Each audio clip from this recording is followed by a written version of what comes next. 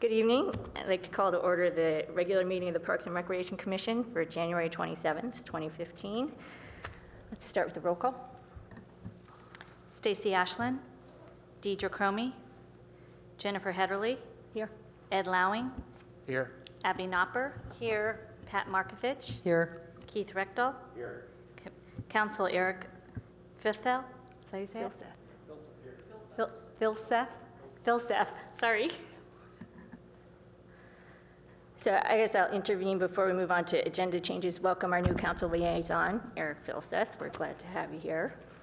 It's an exciting night tonight. Agenda changes, request deletions. Anybody have any changes, requests, or deletions? I'm going to suggest, now that I've read the packet, that item number 5 on the master plan we have scheduled 45 minutes for.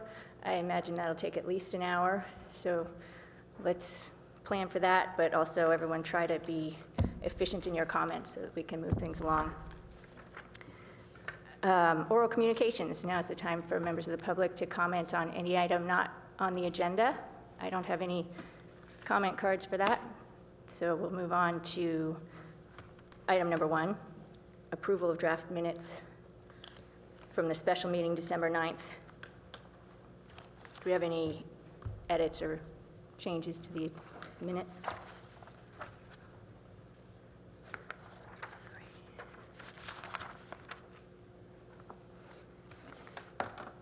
No? Will we accept the minutes as written? Any second? Second. All in favor? Aye. All right, minutes are approved as written. Move on to item number 2, selection of chair and vice chair for 2015. Gotta get these cards in order first.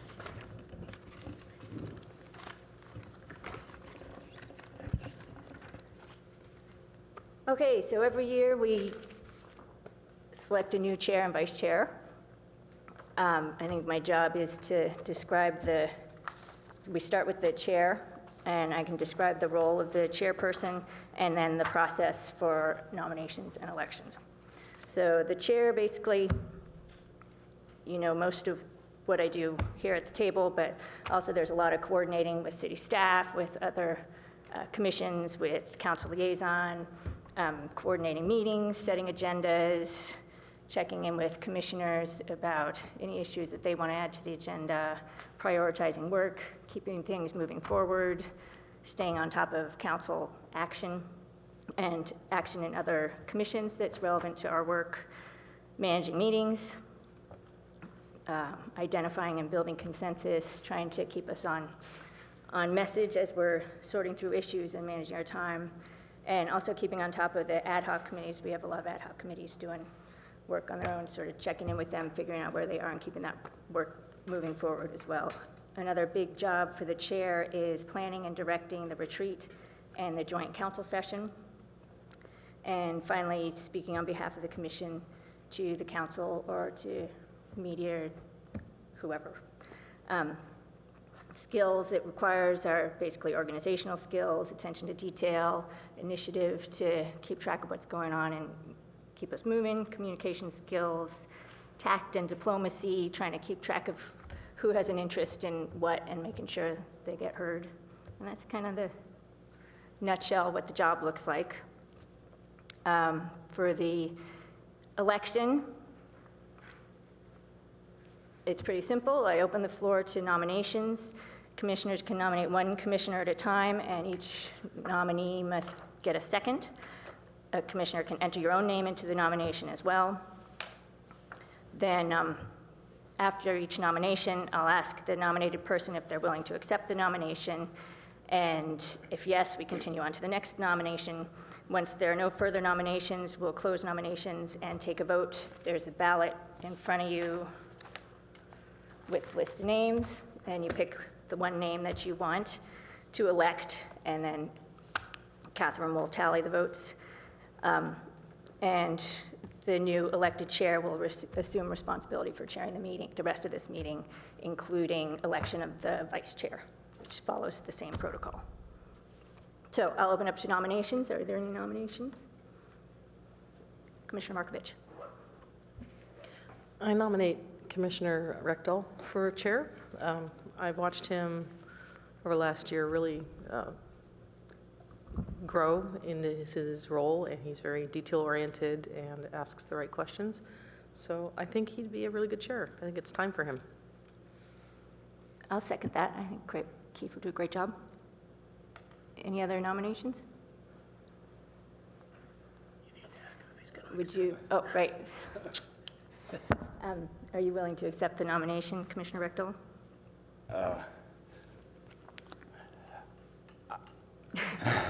I'd be willing. It's not optimal for me. I've got a lot of work commitments, and so if there's others that would be interested, I would support their interest.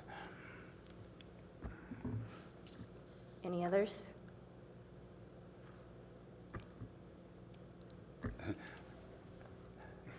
I'd like to nominate Jen Hedderly. Is there a second? Are we allowed to ask people, I forget from last year, honestly, are we allowed to ask you if you're interested, or do we have to, we nominate, or we say?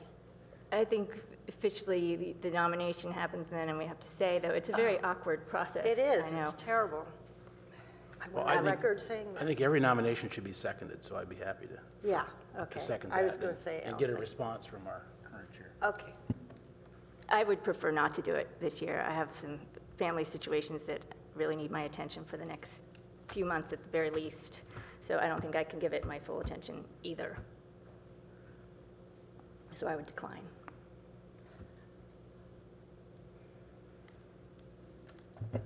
Ed? What?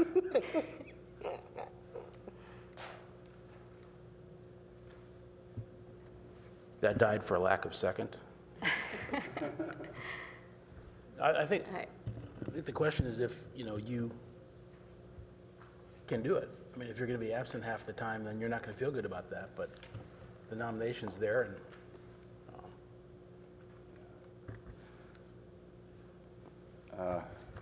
Deirdre, would you be interested in being chair? Let's see, well, I guess I would be. If you don't want to do it, or Jen doesn't want to. Okay. I guess I would be if no one else wants to do it. I'd nominate Deirdre Cromie.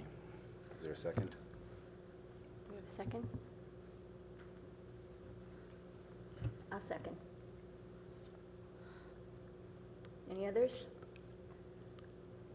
So we have Commissioner Cromie and Commissioner Rectal on the table. And if there are no others, we'll close the nominations and go ahead and vote.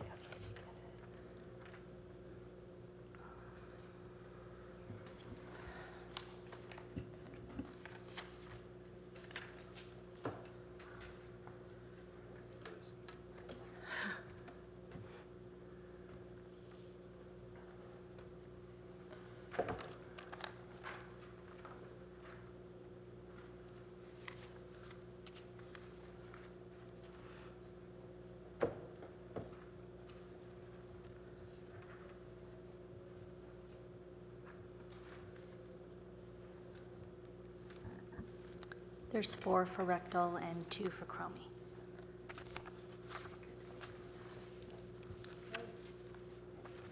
Come on over. You have the seat.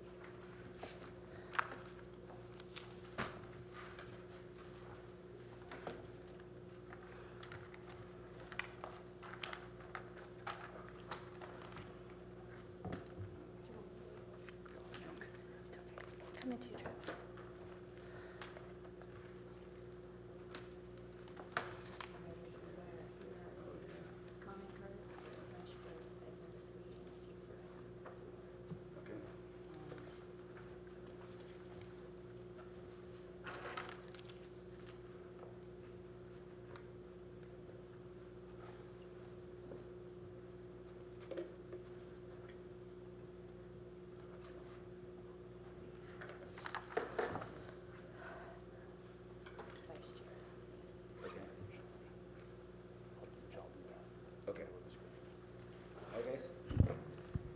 Next, we will move on to election of the vice chair. And Commissioner Lowen, can you explain the roles and duties of the vice chair? Yes, and I plan to spend at least 5 minutes in this administration. Congratulations first. So the vice chair role has the obvious responsibility of serving in the absence of the chair on any of the things that Jennifer discussed, and including chairing the meetings. That happens but rarely in my 5-year tenure. Beyond that, it's really up to the chair to involve the vice chair in any way, shape, or form that he or she wants. It can be a very close partnership to do a number of things, including planning and organizing issues to come before the commission, divide up the workload, to help share that workload a little bit more than just give it all to the chair. Certainly interface with city staff, and also just being a concierge to the chair about, what should we do, what do you think, et cetera. And that's how the last 2 chairs and vice chairs have operated, but it doesn't have to be that way. But overall, that's what it is. Okay. We'll open the floor for nominations. Any nominations for vice chair?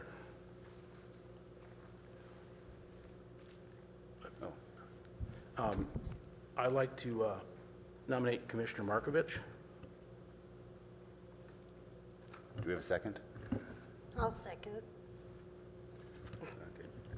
And should I comment now? Oh, Commissioner Markovich, are you interested? I kind of put you on the spot there about workload, so I guess I'll back you up. So my nomination of Commissioner Markovich is that obviously he has very long experience on this commission, knows the issues and the process inside and out. In the last year of her current term, she also has very specific experience as the chair a few years back. So as a mentor to a new chair, I think that's kind of interesting and very helpful.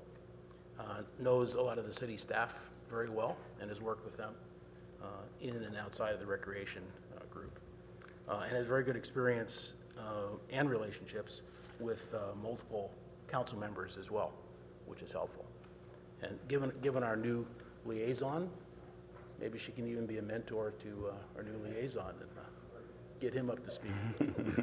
So that's my statement. Okay. Very good. Any other nominations for vice chair?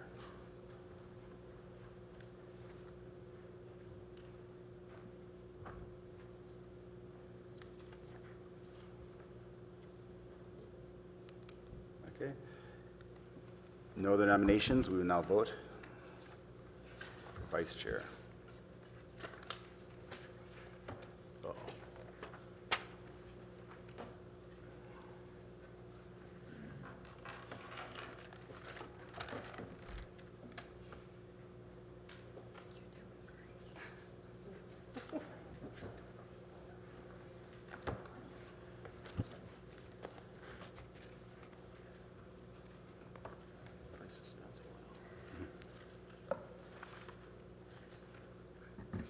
Six for Markovich.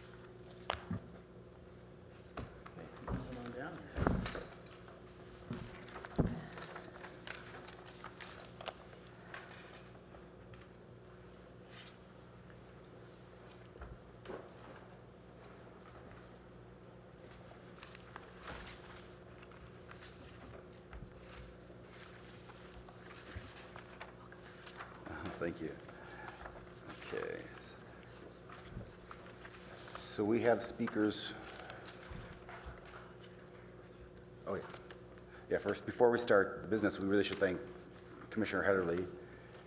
Last year was her first year as chairman, and it didn't seem like it. She ran the commission very well, and we all owe a big debt of gratitude towards her because she really took a lot of load off of us organizing the meetings. The meetings were organized and productive, so we thank you for your service. Okay, for all communications, we have several speaker cards, but none of them are for general oral communications, so we will wait till those items get up to the discussion. We'll now move on to, oh, I'm sorry, we are on 3. We do have some for number 3. Report on 7.7 acres of dedicated parkland in the Foothills Park. And we have, okay, Peter Neal is the first speaker, followed by Claire Elliott.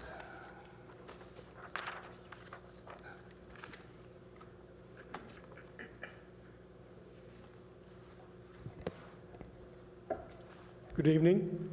I'm Peter Neal, a Palo Alto resident and a longtime volunteer at the Actera Native Plant Nursery. I actually helped move the nursery into the Foothills Park site in 2003, and I've been there about 2 days a week for more than 11 years since then. So I have a pretty good understanding of the nursery operation, and I'm also quite familiar with the 7.7 acre parcel. So I can offer to make myself available as an information resource anytime if necessary during the discussion of these topics. I'd also like to say I recall distinctly the difficulty that Actera had in finding a suitable location for the nursery. We looked at many potential sites and rejected many potential sites until finally this wonderful place at Foothills Park became available.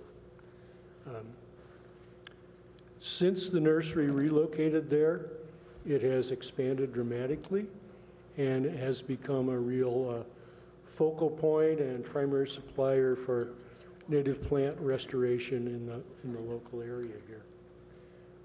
It's highly respected within the restoration and native plant communities, not only for the quality of the plants it supplies, but also for the professionalism of the service.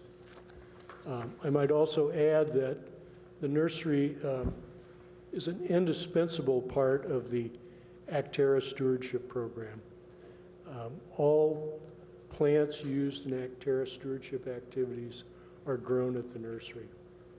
So I would really like to see the nursery lease renewed and the nursery be allowed to stay at this great location for a long time to come.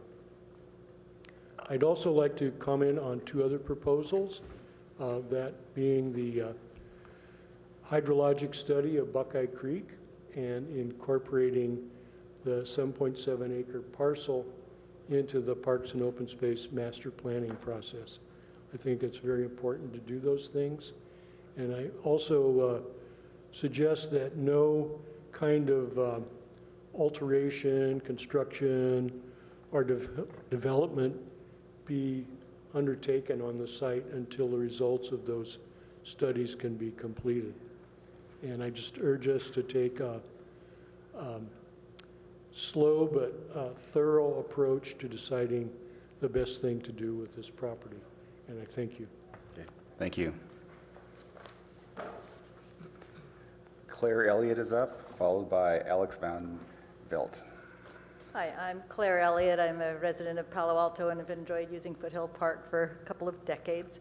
And I'm here also to support, full disclosure, I'm also an Actera employee and I work with the stewardship program. And so I support whatever we can do to incorporate that land as parkland, especially if there's a way to restore Buckeye Creek. I think we need to look at the environmental impacts of removing all the sediment that's there, but I think that's doable. But I think the nursery is a very low profile, low impact use that is got a lot of positive benefits now, especially that we're also helping to steward Foothills Park. So some of the plants for the restoration could come from very close by, and there'll be locally specific native plants, which is really important for the coevolution with the local wildlife. That's something that people are understanding more and more, that we're not providing that link between our plants and our wildlife because there's nothing that can eat the plants. The non-native plants don't support insect life. For example, 96% of birds are eating insects when they're feeding them to their young. And so that's very important for us to have that base of the food chain be moved up through the insect population. The only way to do that in any healthy way as with native plant species. So I want to say that. I also think that the nursery, could be accessible to the public. It already is at certain times, so there's, no need to have it closed off to the public, and there's not really anywhere to go from there, so I don't see any need to have trails going through the area. On the other hand, I think it would be possible to do. So thank you very much. Okay. Thank you. Next is Alec Von Felt, followed by Jerry Herron. Good evening, Commissioners. So my name is Alex Von Felt, and I'm the Program Director for Actera Stewardship Program.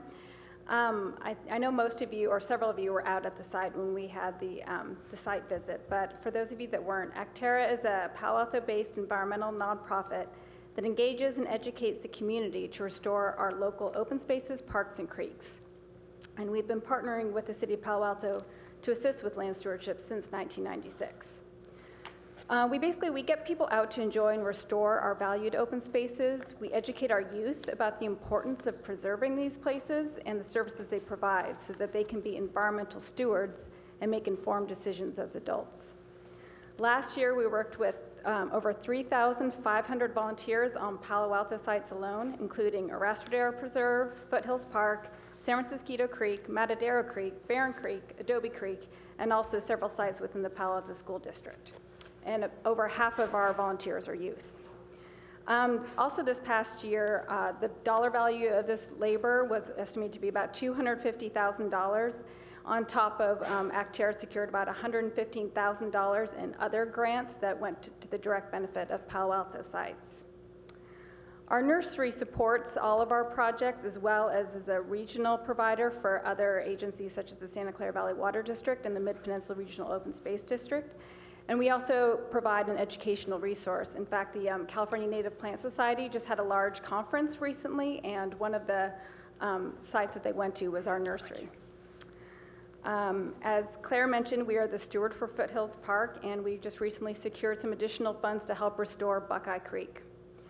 So I'd like to voice my support for the staff report, specifically the part about keeping the nursery. We appreciate that, but also for the restoration theme concept and funding the hydrologic study, as well as postponing the investment in the infrastructure until we know what the hydraulic study shows us. We are at the nursery site, and they're Monday through Thursday at least, and so we'd be happy to open up keep it open so that people can come visit the site, visit the nursery in the interim till the city decides what to do. Thank you. Yeah, thank you. Next is Jerry Hearn, followed by Emily Renzel. Thank you. Good evening, Commissioners. Jerry Hearn. I'm a resident of Portola Valley. I've been associated with Actera since its inception, and like Peter, I've been involved with the nursery since it was in the backyard of our stewardship manager's home many years ago. Peter also mentioned how difficult it was finding a place, and we really appreciate having the site that we have right now, and we work very well with the multiple entities in the Palo Alto system to stay there. I wanted to compliment Darren and the staff on this report. I think it's excellent. I think it was well done and very comprehensive. I wanted to add a few things to what you've already heard tonight. I have worked in the stewardship program for many years, and through that have come to know a lot of the kids who are actually doing the work. And let me tell you that the work that they do here leads them into fields well beyond what we would normally expect kids of that age to do. Many of them move on and become conservation biologists. I know some that are climatologists, some who are field biologists, all this because of what their experience is with Actera, and that's supported by the nursery. So the effect of what's happening here goes far beyond just the community of Palo Alto. As a matter of fact, it's hopefully changing some of the ways that we operate as humans in the world.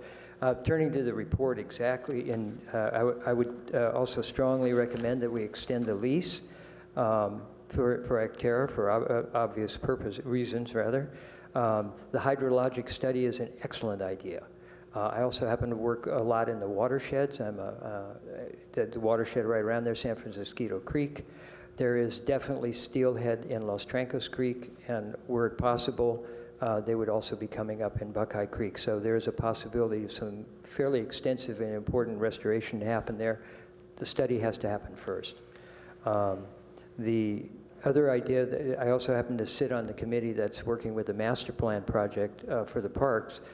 As I've been hearing things, I've heard a lot of things that could possibly go on in that area. That 7.7 acres is not an easy area to either restore or to put amenities in for a lot of reasons. However, there have been some relatively interesting ideas. So I think before making any changes to the current status, beyond opening it up when the Actera nursery people are there to sort of steward people who want to come in, I think the hydrologic study should be completed, and I think the master plan process should be completed so that it can inform how that area would be used in a very thoughtful and comprehensive way. I like Peter. I'm available for, I know a lot about this area, and I remain open. Of course, I talk a lot with Darren. To any questions or any problems you want to bring up, I'd be happy to be engaged in those. Thank you very much. Thank you. Okay, next is Emily Renzel, followed by Shawnee Kleinhaus. I also think staff did a very thorough job on this staff report. It seemed to me that repeatedly the issue came up of the need to deal with the hydrology of the site before doing anything else. And so I think the hydrologic study is something that I hope you will get solidly behind. And I think it should be the driving force of how this site is worked on over time. And I think, you know, we tend to think of doing projects in short time frames, 5, 10 years. This might be a 50-year project, but the first step is to understand the hydrology of the site and to make a long-term plan for how it works before trying to do anything else. Just looking and, you know, without knowing all the ins and outs of how things are done, it would seem to me, since much of this site has been disturbed, that it might make sense to explore moving the maintenance yard to a portion of that site and use the part that's more contiguous with the current Foothills Park for the kinds of activities that have been requested of group picnic areas and so forth. But primarily, if you look at the left side of that picture, it's open space, and that's probably what this whole area looked like at one time. And I think over a longer term, it would be worthwhile to look at how to make that work both hydrologically and naturally. And while I think it's important to have some concerns about adjoining neighbors, I think our first process is to protect and enhance the park. And I think that's it. As far as Actera, up until this was park dedicated, there's no issue about temporary use of the site. But I think that over the long term, it should be explored whether there are other non-park sites for this kind of activity, because it's just like a camel's nose in the tent. When people want to do things, they always want to look to parkland because it's the only land left. And so I think it's important to treat this as a park first and to deal with the hydrology first. Thank you. Okay. Thank you. Our last commentator is Shawnee Kleinhaus. Good evening. I'm Shawnee Kleinhaus with Santa Clara Valley Audubon Society. Our members frequent the park, and we have some bluebird trails there that our stewards go and monitor how the bluebirds are using them, and children have the opportunity to bring the box down to look inside, see the bluebirds as they grow. And it's a big thrill for a lot of our people. Some of our programs are with Actera together. When I visited that site, I remember Darren was there, and he said, just imagine if all of this was a restored meadow. And I think he was right on, and I think the hydrological study is needed to see how this could potentially become a restored meadow. And it would be lovely to have Actera, other groups like ours work on that. I also think that the nursery is a regional resource that we should not give up. Actera's nursery is really important to a lot of restoration efforts throughout our county. They have a frog pond. If kids could see that, you're the stewards of the frog pond. One of the things that came up in one of the meetings of the Palo Alto Parks plan was people said, where are the frogs? Bring them back. We want to see the tadpoles. We want to see the frogs. Where are they? And here is your opportunity to show. I'm a little worried about, Emily's concerned that other organizations will also want to do things there, but there is a possibility of saying this is grandfathered in and no more. So I would think that this should be a recommendation, so there won't be a proliferation of all sorts of other activities, or maybe just really carefully consider any more that want to come in. But to me, it would be wonderful to realize Darren's meadow. Thank you. Okay, thank you. Okay, that is the end of the public comment, so we'll move on to the presentation. Technically, this is the ad hoc committee. Darren, I assume you're the presenting. Is the ad hoc committee okay with me presenting this? Great. Good evening. I'm Darren Anderson. I'm with Open Space Parks and Golf. Tonight I've got my colleague Lester Hendry. He's the supervising ranger at Foothills Park with me as well. We're here tonight to discuss that 7.7 acre parcel of parkland up at Foothills Park and to receive guidance from the Commission on how best to use this land, help us chart our way forward through the process, and guidance on concepts that you think should be further developed to include cost estimates, if that's the way the Commission would like to move forward. A quick background. In August 2014, Council dedicated this piece of land as parkland and directed the Commission to guide the process through developing options for land use. We hosted ranger-led tours up at the site and held a public meeting to collect suggestions on what the public wanted to see at this location. And there were three major themes that came out of this public meeting and outreach that we had done. Primarily, there were recreation activities, and there was a variety, all listed in the staff report, restoration themes, and then the third being sustain the nursery. It's a vital part of the park, and we would really like to see it stay. The staff report lists a number of challenges associated with developing this particular parcel, and they range from the very poor soil, which is about 5 feet deep. It's overburden that had come from the adjacent quarry, the Buckeye Creek that flows right through the piece of property, and there's the associated sediment, flooding, culvert issues, and creek setback limitations, all part of the creek passing through this piece of property.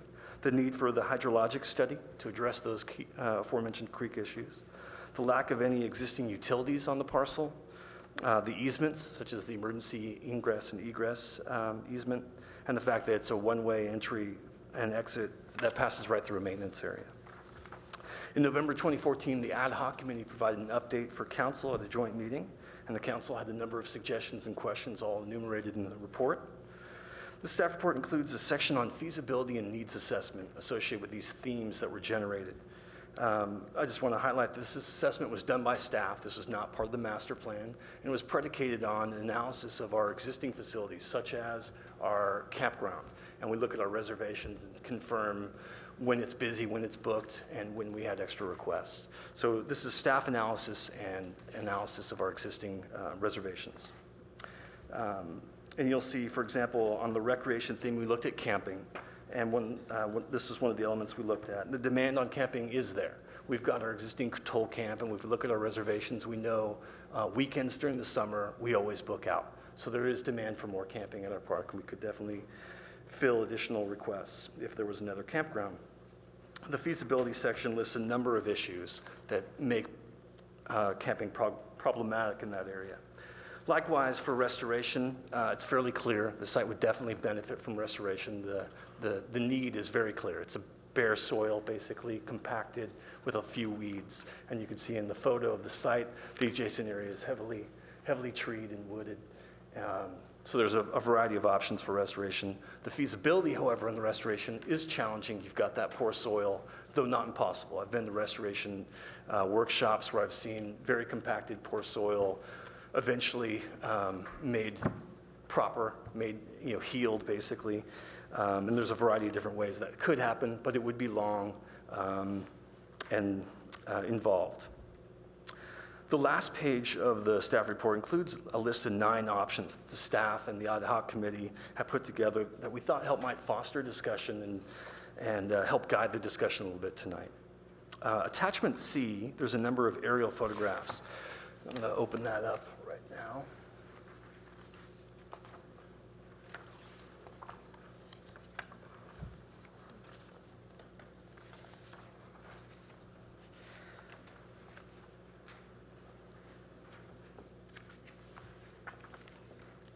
The intent of these aerial photographs was two. The first was if there was a particular amenity that you saw that was generated as part of these suggestions that you thought was really important to add to foothills, let's say camping or a group picnic area, but you thought it might not be appropriate for the 7.7 acre spot, but you did think it was necessary. This attachment C was to help illustrate there are other areas in foothills that might be an option to consider.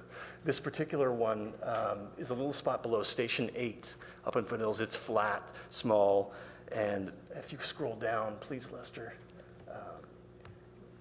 you'll see the depiction of what it would look like if you had put one of the amenities there.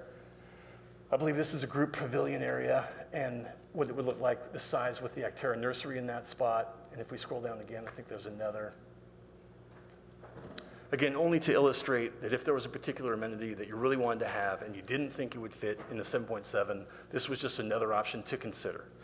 The other is, and there's an aerial photo that shows what it would look like if you placed the group picnic area in a parking lot in the 7.7 acres. And if you scroll to the bottom, again, this was just an example we took from a Santa Clara County park. This is a group picnic area that would probably accommodate about 100 people. It's covered in an associated parking lot that would accommodate about that many vehicles associated with it.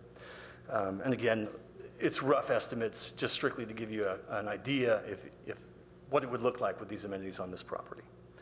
And that concludes the staff presentation, and I defer to the ad hoc committee if they have anything else to add, and Lester and I are available for questions.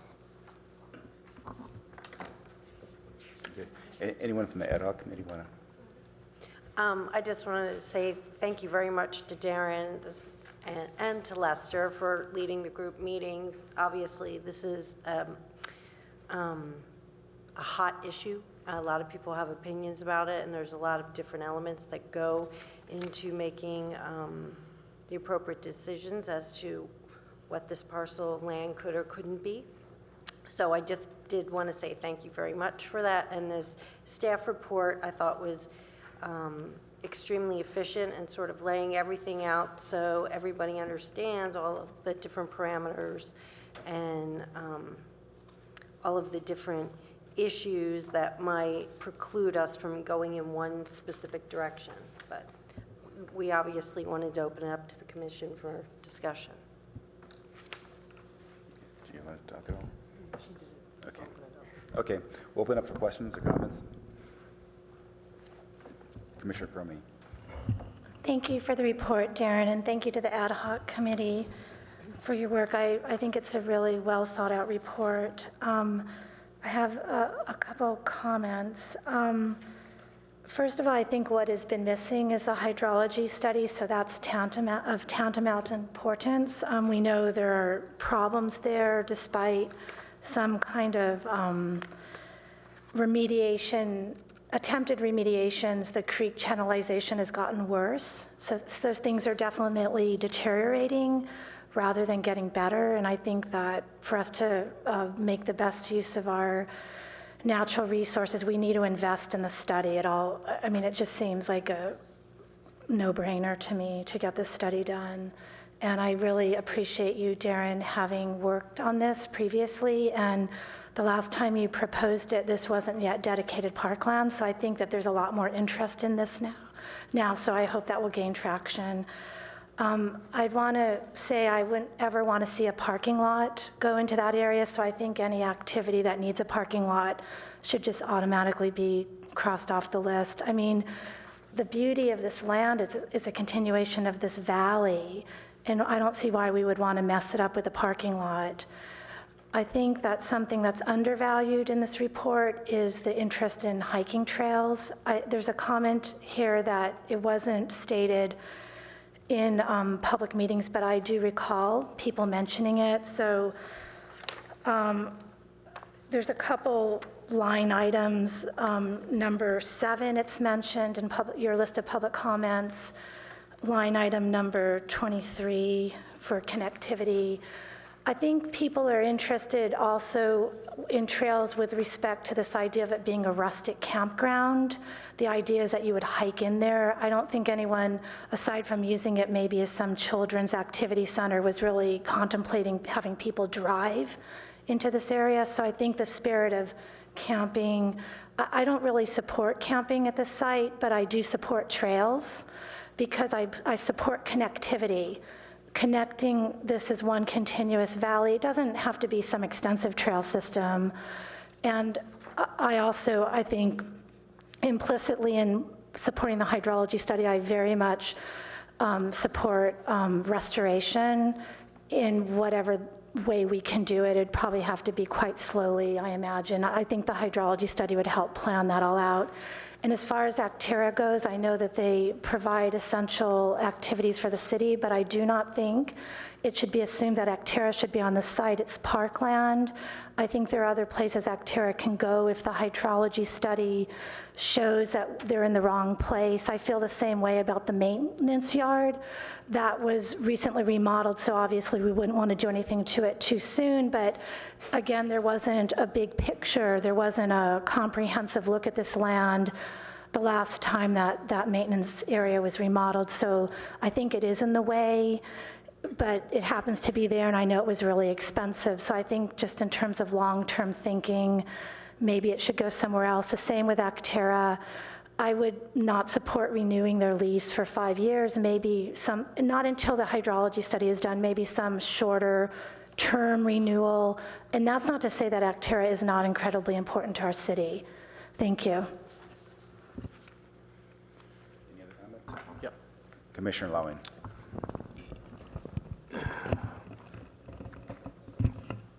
Just a few questions before getting to the options that were discussed. Is it fair to say that under almost all circumstances, unless it were a parking lot, that 5 feet of stuff has to come off? Or is there a way you can I didn't quite get if you could sort of put stuff on top of that and get habitat going in there? Yeah, again, I think that's partly predicated on the outcome of the hydrologic study. Sure. So they'll dictate some of that. And then the other part is I think there are lots of options that could go on top that wouldn't necessarily have to be removed. And even for restoration, I mean, I was talking with some of our public works staff who talked about, you could get rid of some of it, you could reshape and contour parts, bring in new soil for a portion. So there are lots of options to consider that don't involve necessarily removing all of it. Okay, because that's going to be a huge cost. I just had a detailed question, I guess, about the water goes through there, and you were talking about how the settlement settles out at the end of the acreage, and this is the last opportunity to clear before heading into the large culverts. So if it goes in there, then it just settles in there, and that's where it mostly has to get cleaned out of? Well, ideally, you're doing the cleanouts before that. So there are multiple points where you've got access, and the adjacent landowner does have his staff person come in and do those cleanouts. But if you didn't, and you had an accumulation of those heavy sediments, and you had a big rain flush, yes, it could back up there and eventually clog certain elements, either downstream or right there in the 7.7 and cause overflow. And thanks for adding that information that that cost has been covered by the owner there. That's important for council to understand. The hydrologic study, Keith and I are both on the CIP committee, and we battled for that last year. I think there's going to be more receptivity to that, because when we discussed this whole issue with council, there was already, I think, we got to do first things first, and that's clearly one of the first things. And then also, I think it's great that you just point out that whatever need comes up, it doesn't have to go in that area. There's other places at the park. So I think that was really, really helpful. I don't think, in terms of the context of this report, that we should be too optimistic that the specifics for the 7.7 acres is going to be forecast or identified by the Parks Master Plan, because, they're looking at gazillion acres, and, the specific uses of that one is not likely. They might come up with, we need an outdoor place somewhere for meetings, and that's one of 10 options, as you kind of said. So I just want to kind of be on the record for that. And I think in terms of general comments, that's it for me. I was just going to tag on to one point you mentioned, and that to highlight again, the master plan will be completed November 2015, and if we got approval for the hydrologic study, the earliest it could start is July 2015. It would not be completed by the time the master plan is. So it would, any studies or any analysis done by the master plan would be absent the information from the hydrologic study.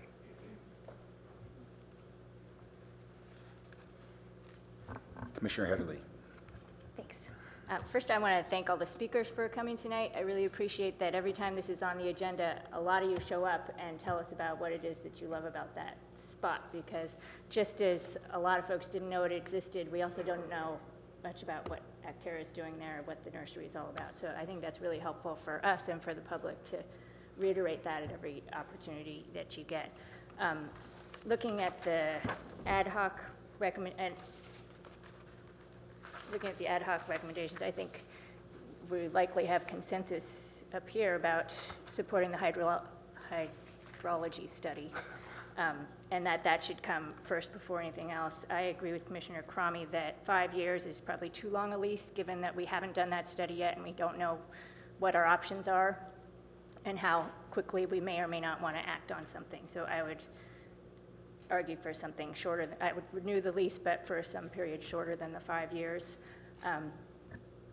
And I would also not support expanding the scope of the master plan to include a lot of work on this topic, simply because of the timing. I don't think it's very effective. And I also don't think it makes a lot of sense to try to invest in fencing and supervision to open up the site to the public in the interim. I think we've had numerous opportunities for the public to go there. There hasn't been a public clamoring for information. How do we get to there? How do we see what's going on? I don't feel a compelling need to jump through hoops to open it for people to poke in and look around if they might. Okay, any other comments? I have a few comments and questions for you, Darren. What was the native condition this, say 200 years ago? Would this be a grassland, or would there be shrubs there? Do we know? I don't have that information. Perhaps Lester Hendry can comment. Yeah, I actually, and I showed the pictures to Peter. I did some research just to see the oldest aerial photos I could find back into the 50s, before the, excuse me, not the 50s, the 30s, I believe, before the quarry was excavated. And it was a contiguous valley with Las Trampas Valley, where the picnic area and the interpretive center are. But Buckeye Creek had always meandered across it about in its existing location, but it wasn't channelized. And that valley was covered with just wildflowers, or would be shrubs? The valley had been used for pasture land for quite some time. We could not find, just looking through the aerial photographs in the history information, when Buckeye Creek was diverted against the hillside, because it used to flow right down the middle of the valley. And in the oldest aerial photographs we could find, it had already been diverted. So it was probably diverted at the turn of the century. Okay, thank you. Also, the bathrooms right now that we have in the interpretive center and by the picnic areas, are those septic, or do we have a sewer system, or how do they get rid of the waste? The interpretive center at Foothills Park is the last restroom on the sewer system. It ends at that point. So the Oak Grove picnic area, the one that's closest to the 7.7 acres, is on a septic system. And if we put a new picnic area in where we wanted a bathroom, would we use septic, or would we try and hook up? Yes, it would have to be on septic. Okay. And how about if that alternate location, would that also be the same thing? We'd septic that also? The location below Fire Station 8, that cut slope, would be accessible to sewer. The sewer is between that site and Baronda Lake. It flows along the turf there. So if we were putting camping in, would that be a big financial impact, sewage, to be able to hook up the sewage versus septic, or is it not a big deal? I don't know what the costs would be, but it's not that far of a run. Okay. 75 yards approximately from that, 7.7, or from the Flattenlow Fire Station 8. And in the past, have we considered adding camping at all to Foothills Park? Many years ago, the former director had considered different options to increase revenue, and one of them was adding yurts in and around the existing campground. Okay. Okay, thank you. That's it. One more comment. Yes, please. I meant to comment on the theme concepts that you had outlined in the staff report. Just generally speaking, I'm probably leaning most supportively towards the habitat restoration, and I think the Buckeye Creek dechanneling is a really interesting prospect. And I think that if we were to displace Actera, I would want to make it a priority to find them another suitable location. So just for the ad hoc's benefit as you keep thinking about that. Thanks. Okay. Go ahead. Also, I don't know what our next steps are for this report. Do we take this to council with our findings, or? I'd be looking for the commission for guidance on that. Specifically, I guess we'd have to come back for a recommendation from the commission before we came back to council with something, if that's what you want to do. Or if you wanted to do a study session with council, whatever the commission would like, I'd be glad to help facilitate. If I recall, I think we did want to do a study session with council at some point, but I'd also like to see before we do that, a back of the envelope on the groupings. So if it's a campsite, what would the rough cost be?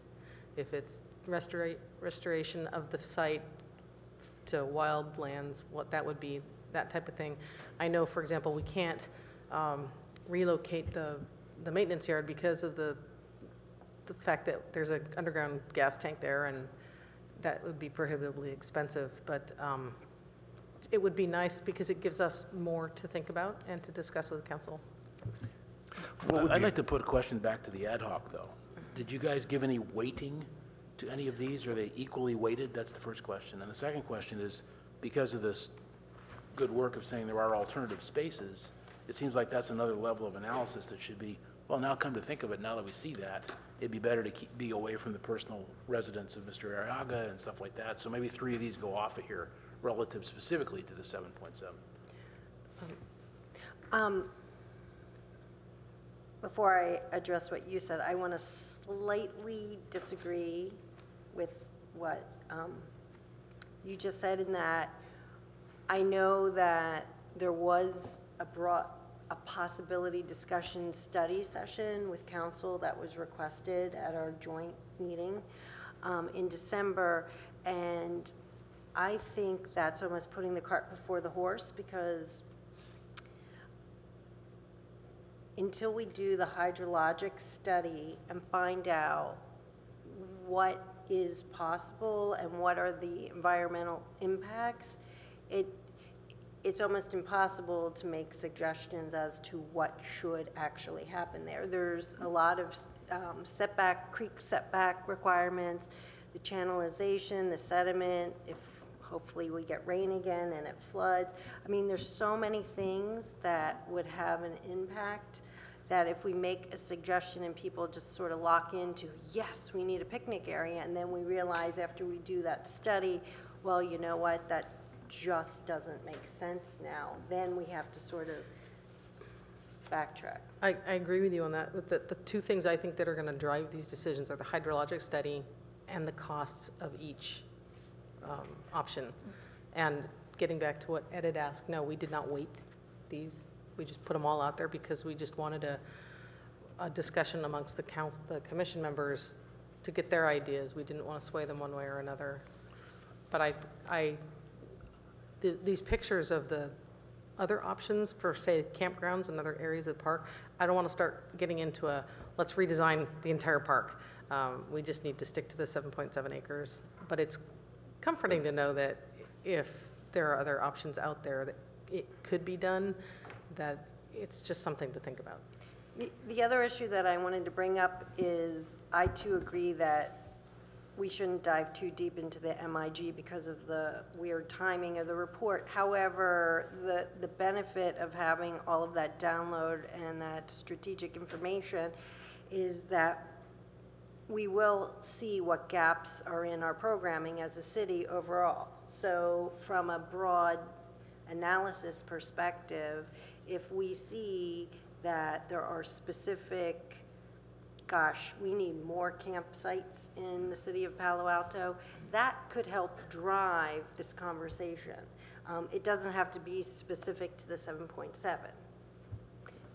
Rob, do you have a comment? Oh, I just wanted to mention about the study session. Sometimes when we have study sessions with council, you get 9 different opinions about something, and I think this was one of those things. It may have been mentioned by 1 or 2 council members that a study session might be helpful, but I don't think that was a consensus or direction necessarily from council. The other thing I would say is if the commission and staff are generally in agreement as to what the recommendation is, then a study session probably isn't necessary, and rather a staff report that's written together with staff and the commission should be forwarded to the council, and then they can decide if they agree, disagree, whether they want to engage the commission in a study session or something else. So. And I'll make one comment here. There seems to me like this is a new toy, and people really want to use this new toy. And I think we have to be careful of saying we want to put a campground here as opposed to putting a campground in the best spot in Foothills Park, and if that happens to be the spot, then we choose it. If it's not the best spot, we shouldn't do it just because it's our new toy. Commissioner Cromie. I'm just going to say I think that the ad hoc has done its role, that they met with staff, they studied it, they held public meeting, they got public input. I don't think there's anything more the ad hoc needs to do other than write a draft of a recommendation to City Council. I think having the ad hoc spin off and do anything more would be an inappropriate use of an ad hoc. And I picked up on that at our council meeting, that I heard a couple comments saying, are you guys, like, is this behind the scenes work or is this your full commission? People were asking that. And so I think the ad hoc has reported back to us, and I think we're all fully capable now of commenting on a report they write and making any, suggesting edits, coming together as a commission and doing that. I think that's what we've done in the past. We did that when we had our creek trails, our creek and urban trails ad hoc that led to a recommendation. I think we've done that on, we did it on the El Camino It may Park. be, I don't mean to interrupt, but it may be that the consensus is already here right now from what we've heard, that we're ready to recommend that we do the hydrologic study and put the rest of it on hold. So then, in that case, it would just be a stepwise recommendation, so that would be phase. There's a lot of meat in this document that we've mulled over. So the question would be, do we just want to say the hydrologic study, or do we want to write a memo saying what we think is important there? Just like in categories. I was just trying to summarize what I heard around the table so far, that it seems like everything is dependent on that study before we can prioritize anything, on top of which a lot of this stuff needs fleshing out in terms of cost and so on. So. And we might also give a recommendation on the Actera question, because we probably should weigh in on that. I didn't hear everyone's opinion on that. I don't know if I'd like people's advice on whether we think we need to weigh in on that or not, but I have an opinion on it. I have a point of order on that one. This is a discussion item, not an action item. I don't know if we can take a vote tonight. No, you're right. And I meant that's why, to come back to us, we're making an action item next time, and we have to decide the scope. Like you just presented hydrology only, I'd say maybe broaden it out just a little bit from. Okay.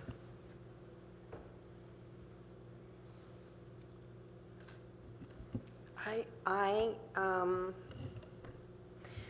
think that it should be hydrology only. We've been working on this for several months now, and I think any future decision really is dependent on that. And I think that any element that we pull apart out of the staff report could change based on what that hydraulic study comes back with. And that would be very useful information for the council, and it would be definitive. And I think that to the point earlier, it does feel a little bit like a new toy that everybody's really excited about it, and it's fantastic because it's so rare in a geographically stressed area like Palo Alto to all of a sudden find new acreage. It's pretty awesome. So I think that a thoughtful, scientific, definitive study would provide much needed information, and I think next steps would logically flow from that. Okay, let's break this off now, and we can talk more about it when we set the agenda for next week at the end of the meeting. Any final comments, Darren or Rob? I could use just a little guidance. I heard some suggestions that we start with the cost estimates. This was one of the original ideas from council, and we've heard in various different iterations throughout the process. But what I was hoping to have is maybe a little guidance on what to get cost estimates on.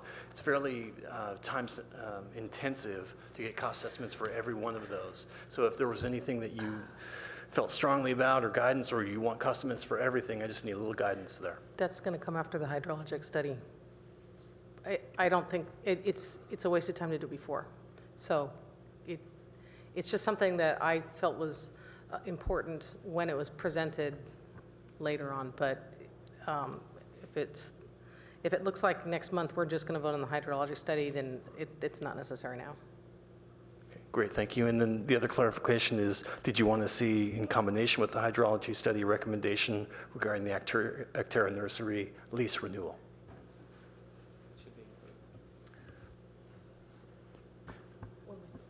I would say yes, and in connection with Commissioner Cromie saying broaden it, we might also want to include what Jennifer suggested about making a statement that we do not think it should be open to the public at this point. I would agree with that. And that's an issue that the council was, there was no vote, but there was more than one person supporting that, so we need to be clear in our recommendation in that regard. Okay, we'll talk more about this at the end when we set the agenda, figure out what we want to do next week and what we want to put off. Or next month, yes. Okay, we'll move on to the next item, which is update and discussion of design competition for the 101 bike and pedestrian bridge. We have 4 speakers. Each speaker gets 3 minutes. Since we do have a lot of speakers, please try and keep it brief if possible. We would like to keep the meeting going. Okay, first one is Alex Von Felt, followed by Claire Elliott. Hi again. So as I said earlier, I'm Alex Von Felt with Actera, and the reason why I'm speaking on this agenda item is that Actera is one of the 7 or 8 environmental nonprofits that actually reside in the Peninsula Conservation Center. And that is a building that was purchased with funds from generous donors in I think the late 70s or early 80s, with the intent that they would rent out the space very cost effectively to local environmental nonprofits. So we are in the building Canopy, Committee for Green Foothills, California Native Plant Society, and others.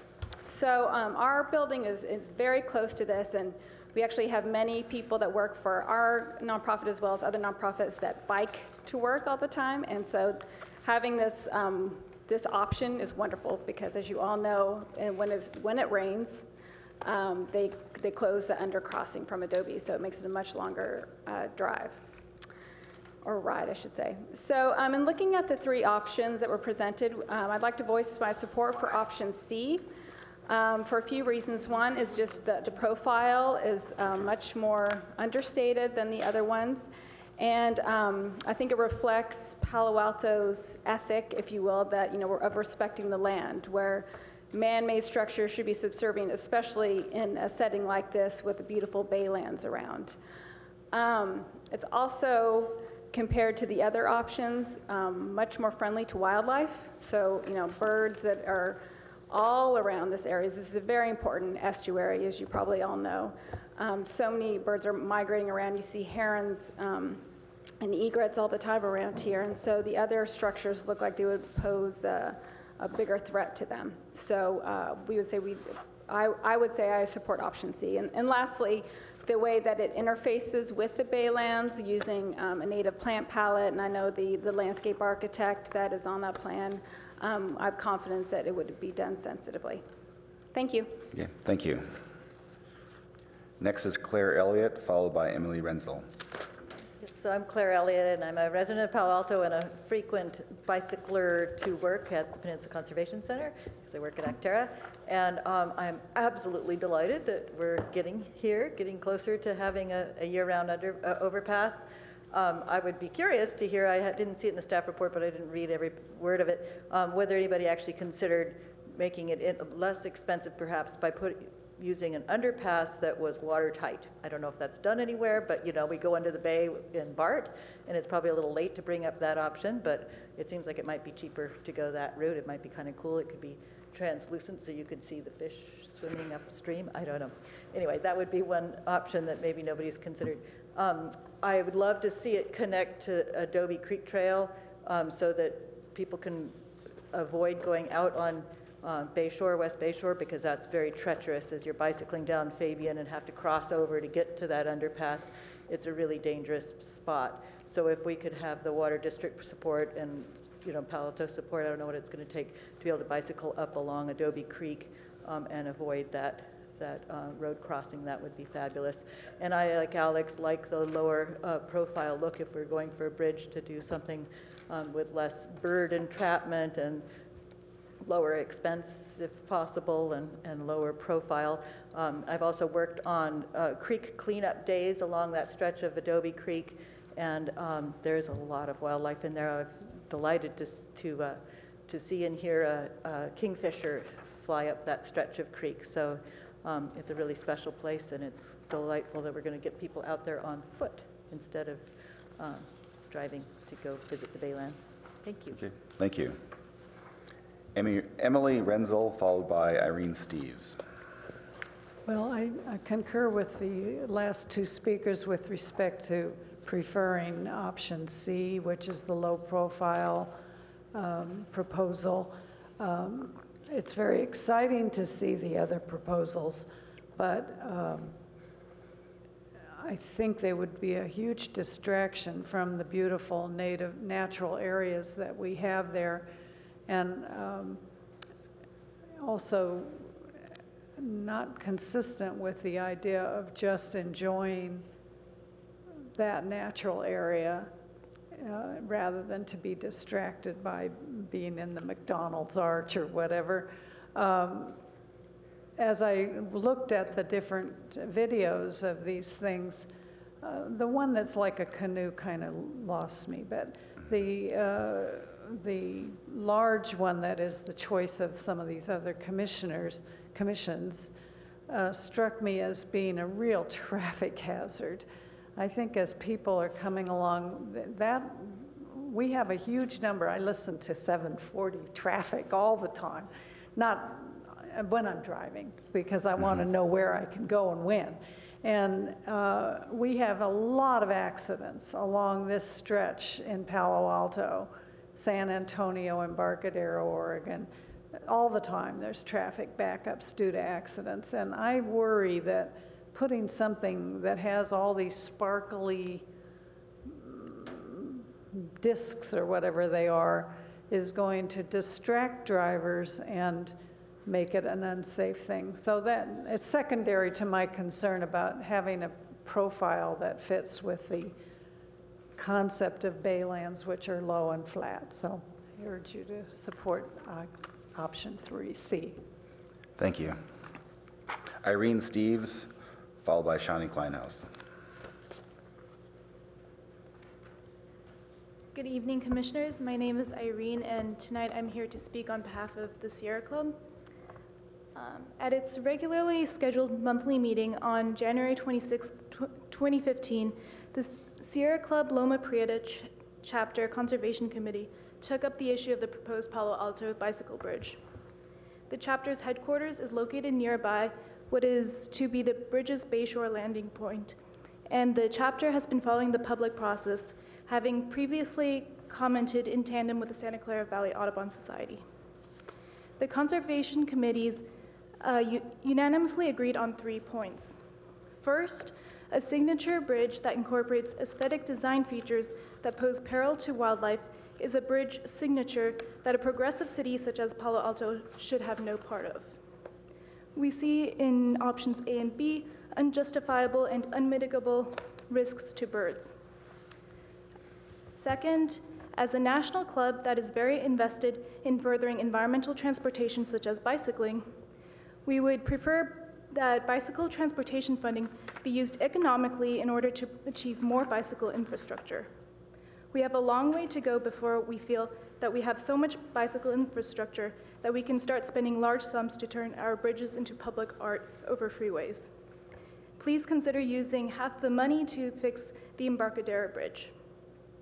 And third, our Conservation Committee recommends that Palo Alto proceed with what we perceive as the only Baylands compatible design, option C. Option C is humble and brings nature to the city rather than the city into nature. Thank you. Thank you. And our last speaker is Shani Kleinhaus.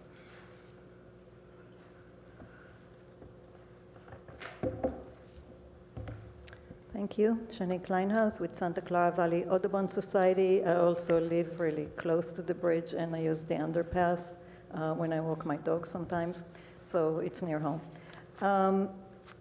Santa Clara Valley Audubon Society, together with the Sierra Club, sent a letter saying that we really worry about birds and risks to birds and how the bridge designs will interact with nature in the Baylands. And as we looked at the three designs, we find all of them have issues, but some of them have issues that we think are unmitigable, no way to deal with them. There are two things that kill birds in general in terms of structures. One of them is collision, and collisions occur with transmission towers, with wires. Wires is a big thing, and bridges included, and with buildings. Some cities around here started looking at bird-safe design for buildings. There is no reason to put wires in one of the most used areas for birds of this kind. The other thing that causes mortality is lights, and so light pollution is a huge issue, and cities are starting to adopt ordinances for dark sky during migration season and other times. Bridges that have something that includes a lot of light, like the second option, are really dangerous.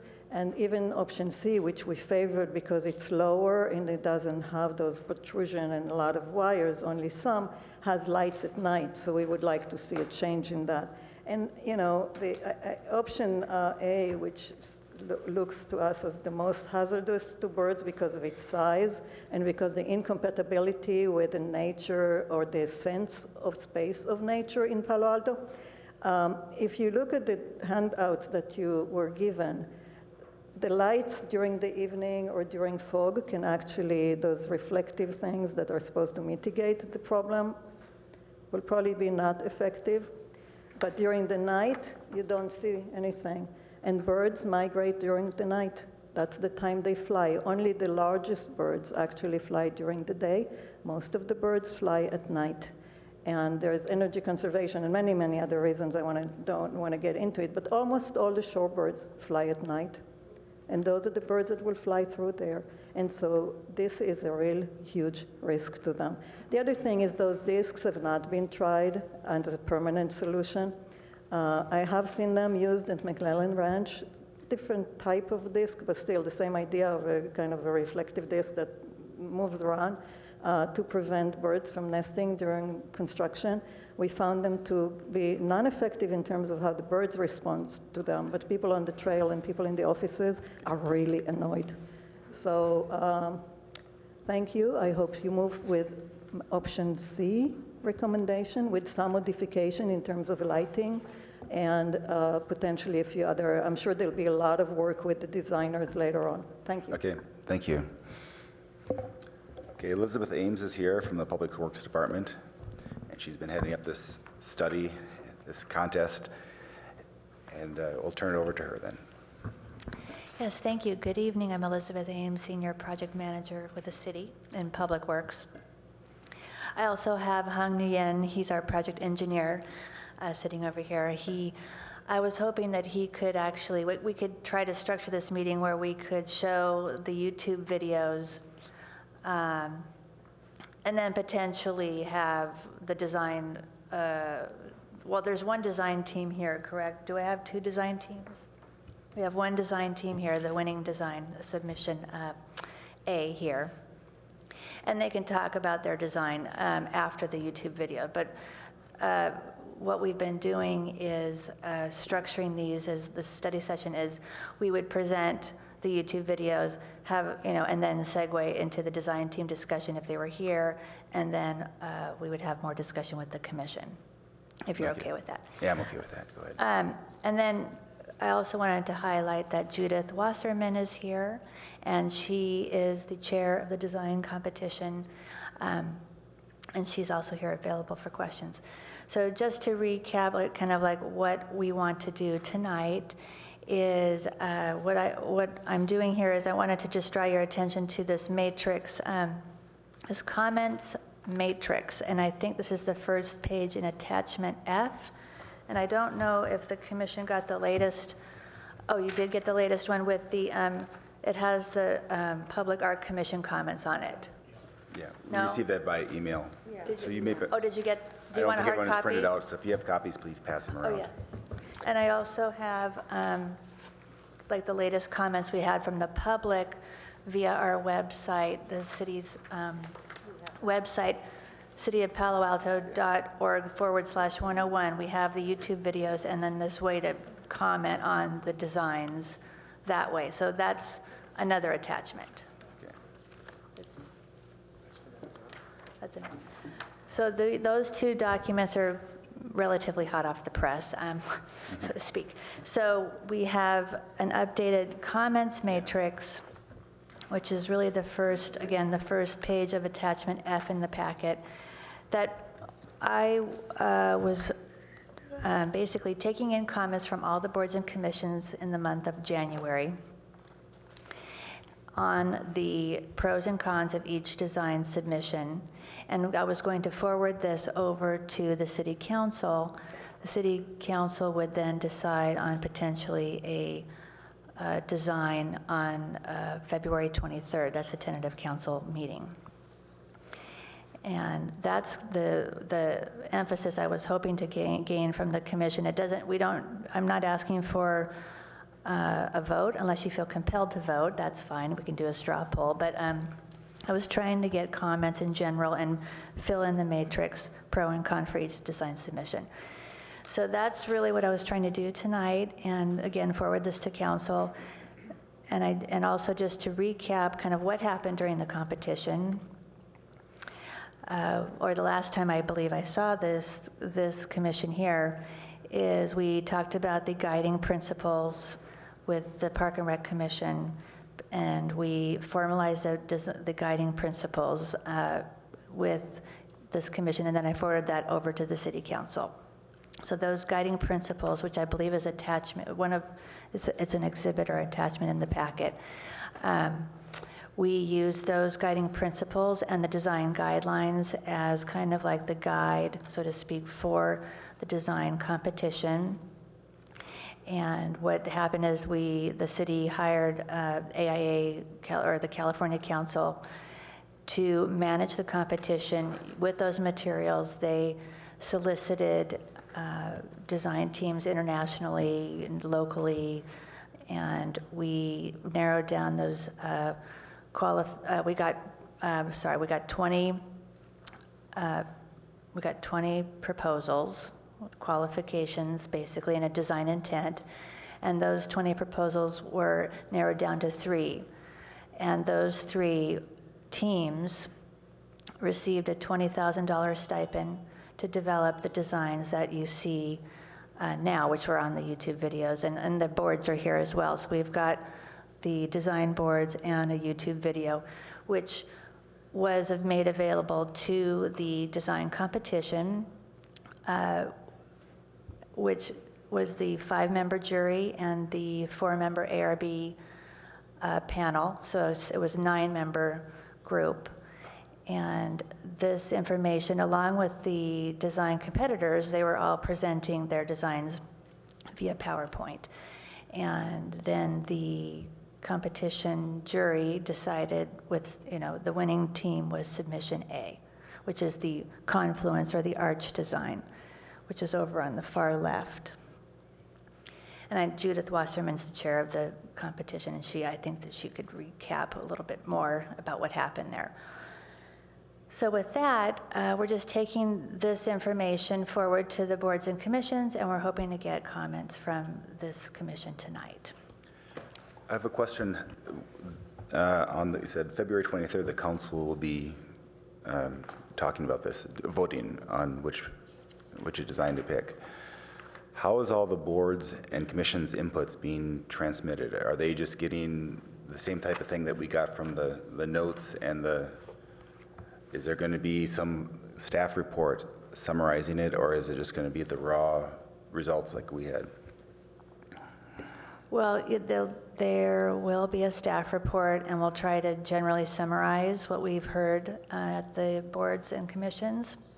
If there's meeting notes, we're going to incorporate those, like we have, for example, verbatim meeting notes of the competition itself. I don't know if we get any meeting notes from study sessions, but if we do, so then I was going to include the meeting notes, from all of the boards and commissions if possible, and then, a high-level recap in the staff report. Okay, very good. Do you want to start with the videos now, or do you want to have more content you want to talk about? Sure. No, I think that's kind of self-explanatory. The videos say a lot, and then we can go into question and answers after that. Okay.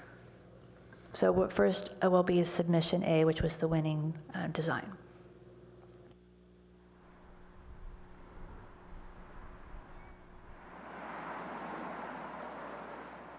For many years, the infrastructure of the automobile has created emissions, noise, and divisions in our communities.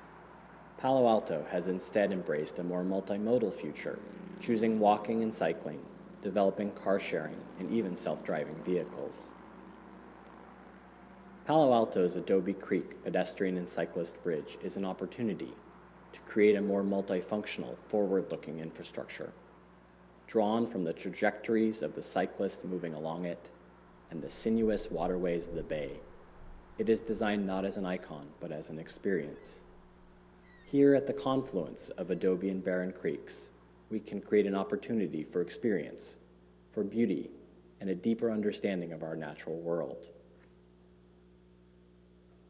West of Highway 101, the bridge ascends in a counterclockwise loop, arcing over the freeway before descending in a broad circle. To the east, a new gathering space provides a place to sit and take in the view, with amenities including bicycle repair. Encircled by the bridge is a new vernal pond and boardwalk, a new way to explore the Baylands. Recognizing the challenges of multiple users traveling the same route, the bridge creates dedicated zones for pedestrians and cyclists, lifting one above the other and separating them in plan. Over the freeway, the arch gestures to the sky, creating a cathedral-like space. More than a crossing, it is a space to pause and reflect. Twin pathways over the Baylands integrate structure within their solid interior rails, levitating over the sensitive landscape below, with piers nearly 100 feet apart. West of the freeway, bicycles are outboard, maximizing their turning radius. Here, pedestrians are oriented outward, the walkway expanding to provide a place for birdwatching, resting on a bench, and taking in the view. Structured as an arch, the bridge leans northward, counterposed to the deck, a network of thin cables between. A gateway over the freeway, this innovative structure is slender, structurally efficient, and cost-effective, with excellent seismic performance. It eliminates supports in the median and between US 101 and Bayshore, increasing safety and future flexibility. Constructed of corrosion-resistant weathering steel, its warm hues are sympathetic with the Baylands' natural palette. Our innovative approach extends to construction. Erected at a temporary location while foundation work is underway, the arch can then be rolled into place with self-propelled modular transports, reducing traffic disruption to a single nighttime closure. The landscape recognizes its strategic place in the broader watershed, leveraging its small footprint for larger scale change through hydrologic and symbolic connection. Stormwater is captured from the bridge, bike path, and frontage road, treated and routed to a new basin. As this water mixes with seasonal groundwater and residual bay mud salinity, this vernal pool creates a new ecological niche. Overflow and gray water from a possible bathroom and drinking fountains can be recaptured in tanks concealed in the bridge abutments, irrigating vertical gardens of pollinator species flanking their sides. This site, like the rest of the bay, must address sea level rise. The design anticipates this change, enabling future ecologies and habitats, and communicating the importance of resiliency.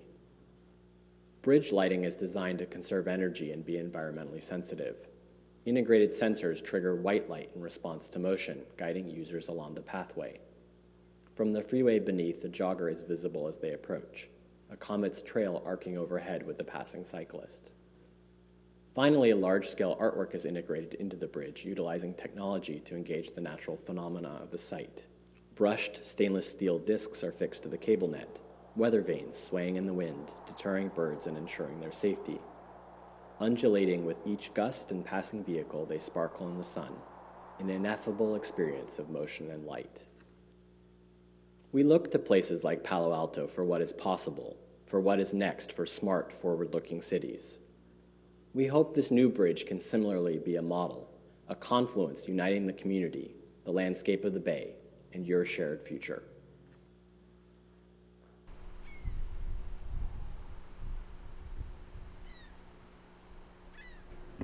Okay, I believe we have the design team, some of the design team members here tonight, so they can speak roughly 5 minutes on the design. That's kind of what we've been doing on the other commissions and boards, if that's okay with you. Are you going to show the other videos too? Okay.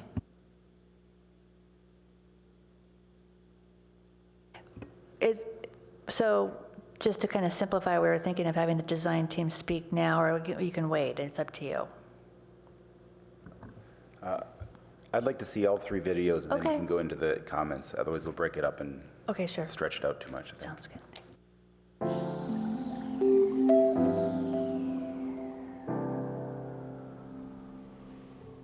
We were called to the competition to connect Palo Alto to the Baylands Preserve. So the real question for us was how to get across in an inspirational way, in a beautiful way. The structure in its simplest form models the frame of a wood frame kayak covered with skin. Our poetic response to this project is that of portage, moving people from one side to the other across this barrier. A kayak is a very solid structure, but very light. Using wood as a material is key in providing the most minimal impact on the environment. The lightest material will provide the most economical design and feel most appropriate, linking the communities of the high-tech world with the sustainability aspects of the bay. The way this bridge occupies the land is really one of tremendous respect. This is a major bird watching area in the Pacific Flyway. Everything from hawks to waterfowl, it's extraordinarily diverse. The bridge itself becomes kind of that first experience of coming to an observation deck and having that opportunity to catch your first glimpse of the very rich ecology, of the very rich bird life that is found in and around the preserve.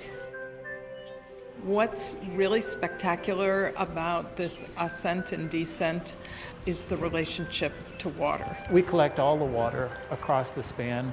That will go into a basin, bring it through this amazing artwork by Ned Kahn that will allow the water to go down into the soil, back into Adobe Creek purified.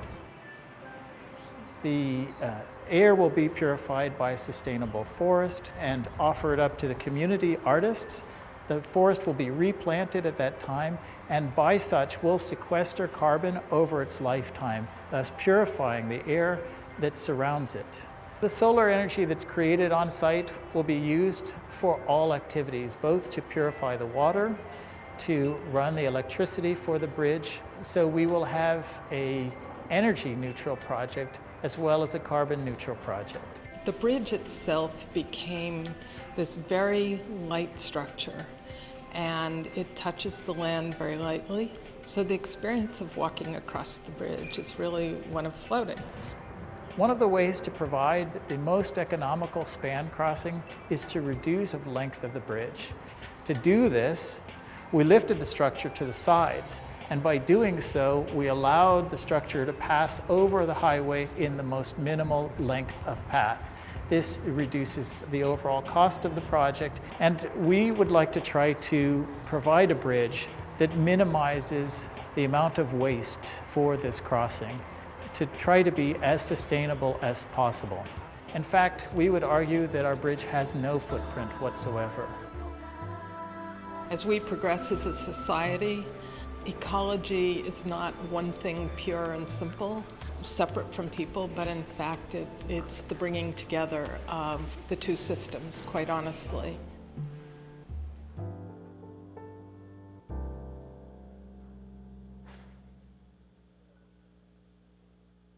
Okay, that was submission B, and finally submission C is next. The Palo Alto Baylands are a vast landscape, a visual feast of forms and colors, of sights and smells, a place of biological magic that happens when salt and fresh water mix. This project is located at a special spot, at the confluence of two creeks. It will connect natural and urbanized environments.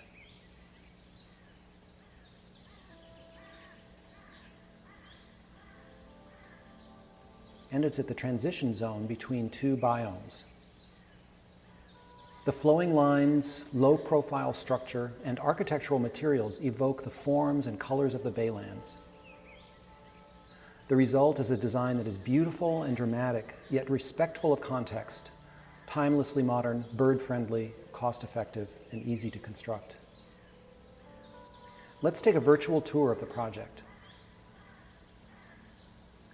Along the Bay Trail, just north of Adobe Creek, you discover a small touchdown plaza. Native sycamores along the creek help give shape to this outdoor place. On the wetland side, rings of native plants surround the plaza and draw your eye to the Baylands horizon. You might stop and sit in the shade and watch people, or wander closer to restored wetland areas, discovering how different plant species make their homes at different elevations. Perhaps you notice how the rich earth tones of the bridge structure and lighter tones of the walking surfaces are derived from colors in the natural Bayland setting. You discover beautiful artwork in the plaza surface, which was inspired by shapes of local plants. The east approach structure sweeps out and up from the plaza in a dramatic curving form that appears to float without any visible means of support over the wetlands. You are invited by this sweeping form to make your way up a gently sloping pathway.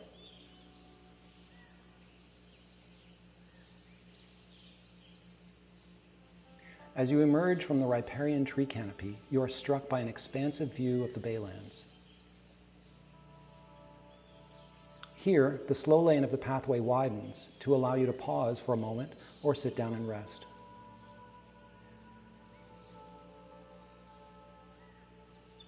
Small signs tell you about plants and animals that live below, how the railing is designed to avoid perching spots for predatory birds, and how the stainless steel mesh was selected to prevent bird collisions. As you reach the top, you notice that the stainless steel pipe railing on your left rises to a high point above the edge of the roadway, and then swoops down gracefully to a low point at the center of the bridge, serving both architectural and structural functions. As you enter the fenced span over the freeway, perhaps the interplay of flowing lines of the bridge structure evoke contextual landscape forms. These lines and a slight increase in width toward the center of the span shape the space, so you experience the main span as a place and not just a tunnel-like passageway. At the west end of the main span, you might choose to take stairs which swoop down to the sidewalk. Or you might pause at the lookout over Barron Creek. When you reach the touchdown plaza on the west side, you notice that the lane lines and colors of the pathway extend gracefully out into the concrete scoring pattern and walking surface artwork. Indeed, the trees and grasses, architectural materials, forms, textures, and artwork which create this pedestrian-friendly urban street space on the west side all come from the Bayland side, much as species intermingle at the transition zone between two biomes. Perhaps you pause at the West Touchdown Plaza to look over the creeks or sit on a bench.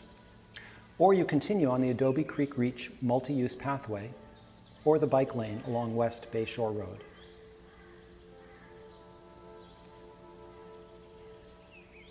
The Moffett and Nickel SGA team is prepared to deliver a Silicon Valley landmark, a statement of Palo Alto's commitment to the natural environment, to a beautiful urban environment, and to quality of life in the Bay Area.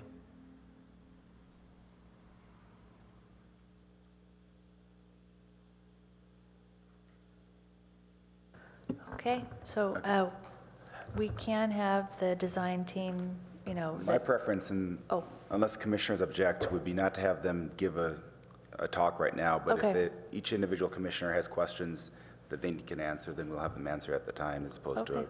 a presentation. Sounds good. Okay. Okay, any comments? I have a couple questions to start with. On the last one we saw, C, the touchdown area on the west, that seemed to be the only one that seemed to spend more time on what happens when you touch down on the west side. But it was hard to tell, and we don't have very much information in our packet on B or C, frankly. But it was hard to tell what the surfacing is, whether there's landscaping there. From the video, it looked like it was just a hardscape all along the road there. Can you tell us a little more about what that looks like on the west side? Well, the west side, near the Adobe Reach Trail connection, correct, where it, basically comes and converges there at the Adobe Creek Reach Trail, is very constrained. It's difficult to landscape that area, and so we've highlighted that issue in the design guidelines, which I believe is in the attachment. Sorry, was it attachment E? Yes, attachment E. Can you give us page numbers? Sorry, maybe I highlighted that. Hold on. Oh my gosh.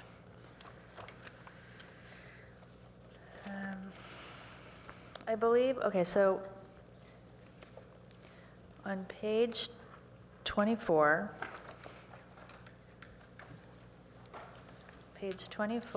of, attachment, what is this? Oh, E.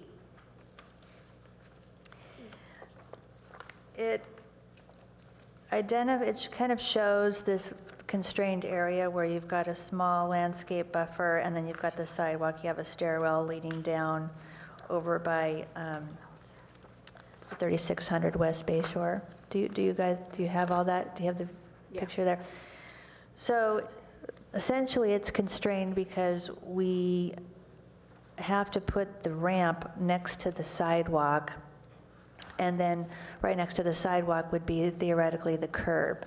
And that area still needs to be designed. I mean, we've only gave the design teams a month essentially to come up with these concepts. So those touchdowns or those tie-ins still need to be more refined. But this kind of highlights that we still have constrained landscaping area, and we also are showing the bicycles kind of sharing the vehicle lane at that location as well, where the ramp ties into the Reach Trail. Given those restrictions and the extent of the design, there's not much variation at this point in what the west side looks like. Is that what you're saying between the various plans? Correct. There's not much variation where the tie-in occurs, yes. Another question about that last one is the plaza on the west side that's below the loop. Is that a cement? What is the surfacing there for the plaza? I believe that was cement or pervious. They could propose pervious pavement, but I believe it was cement. Okay, but it's some kind of hardscape. Yes. And my other question was whether the submissions A and B have stair access on one or both sides. I believe submission A has the stairs on the west side. I don't believe it was located on, oh no, I think it is, it's on both sides. Submission A does have it on both sides. I'm not sure about B. I wasn't clear. Okay. Those are all my questions. Thanks. Okay. Okay. For submission A, since that was the chosen submission, I'd like to sort of focus on that particular one. Can you address the bird issue that came up a few times during public comments? And how, since we are the Park and Rec Commission, I thought that that was sort of important for us to talk about. Yeah, so the design team was really charged with innovative design.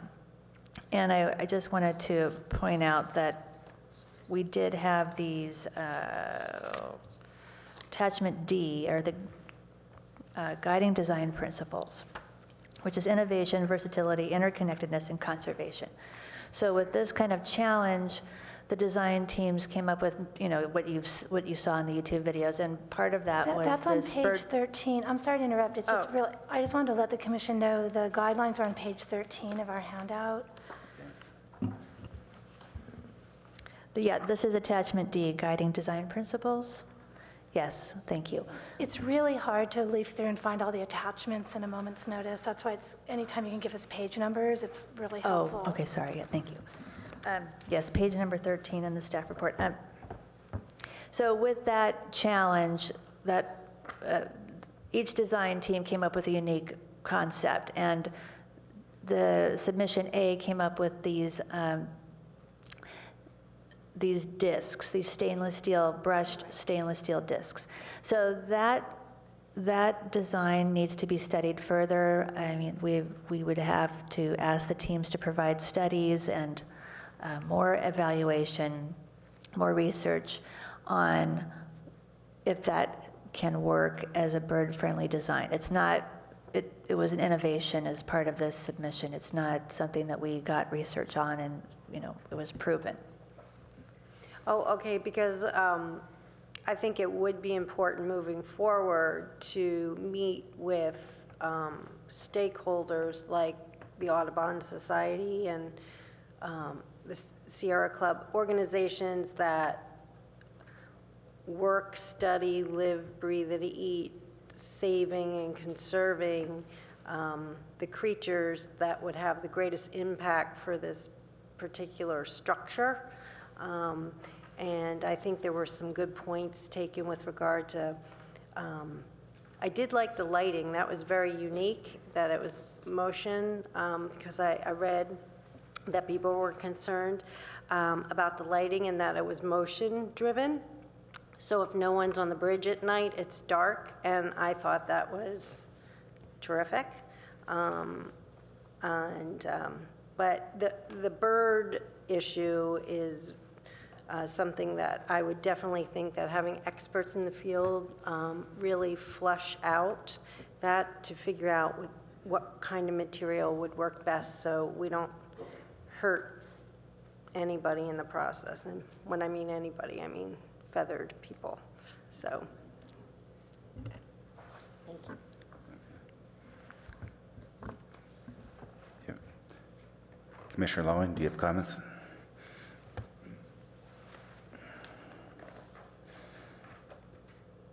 Are we at the stage where we're also weighing in for comments that she not writes down, or are we just asking questions at this stage? At this point, let's just go with the questions, and then we can summarize to give her material.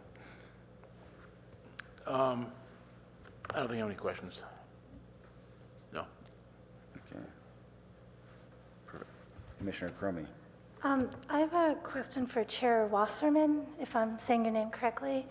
I watched the entire video and read the transcript, so I really digested what went on in your December 17th meeting, and I thought you handled, everything really well.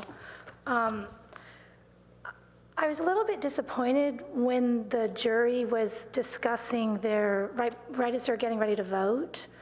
The ARB got to speak first, and I thought they gave some really interesting, and I'm addressing this to you too, Elizabeth, thank you so much. I should have started out by thanking everyone. This project has been so long in coming.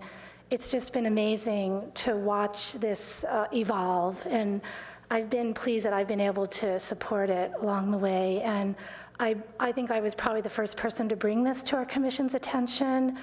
I'm an avid cyclist and environmentalist, and I spent a lot of time in the Baylands, and I had a connection with Payback, the Palo Alto Bicycle Advisory Committee, and it was really Richard who was the chair, and I cannot remember his last name, if I'm even remembering. It was two or three chairs ago.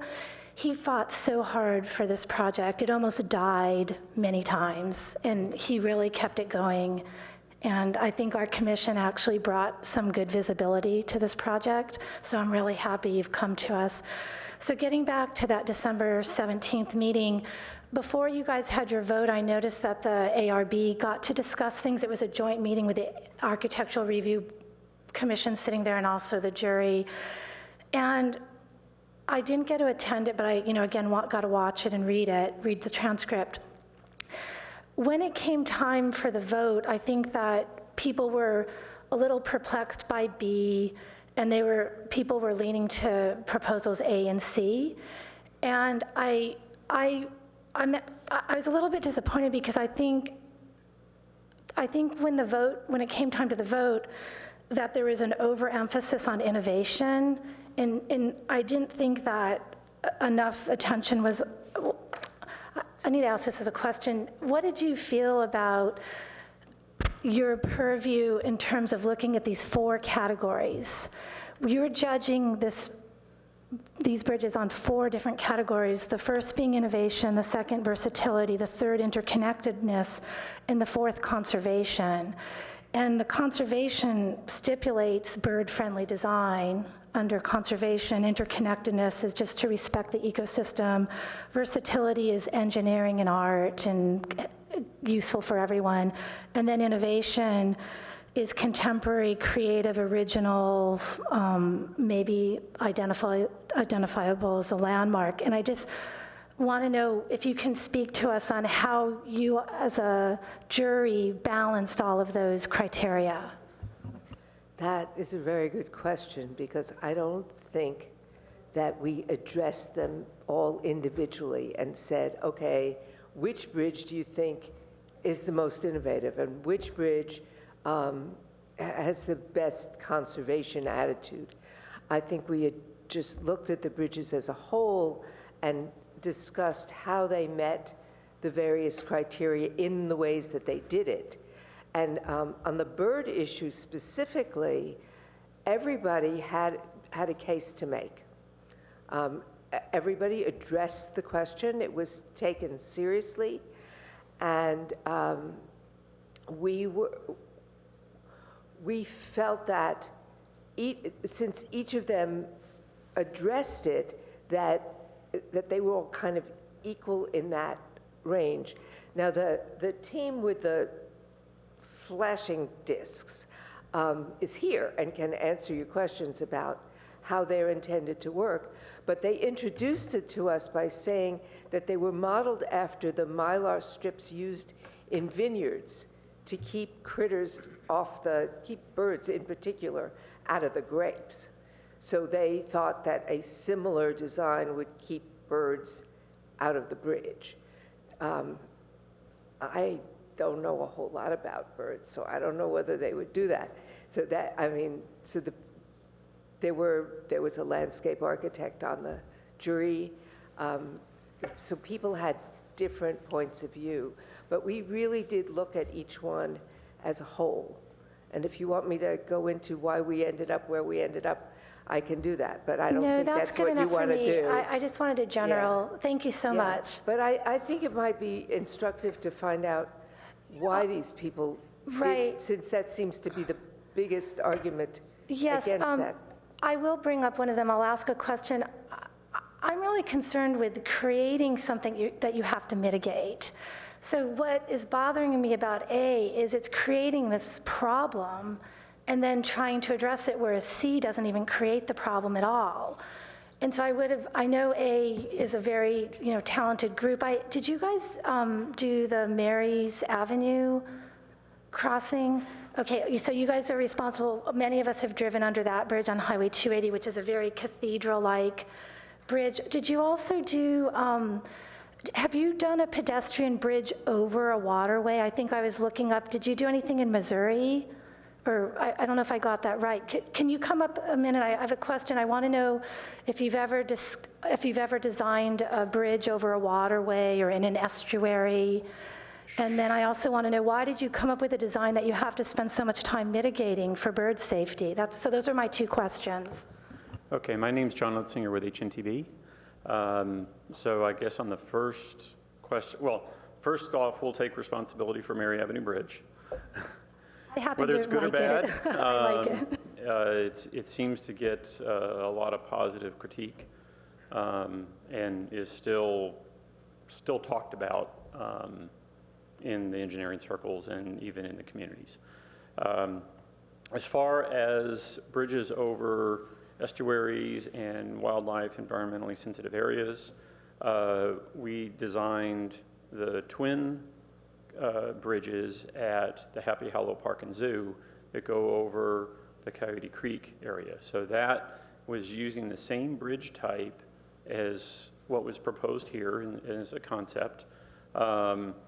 The whole corridor at the entrance to from the east side of Happy Hollow from the parking lot area going across the Coyote Creek area was all in environmentally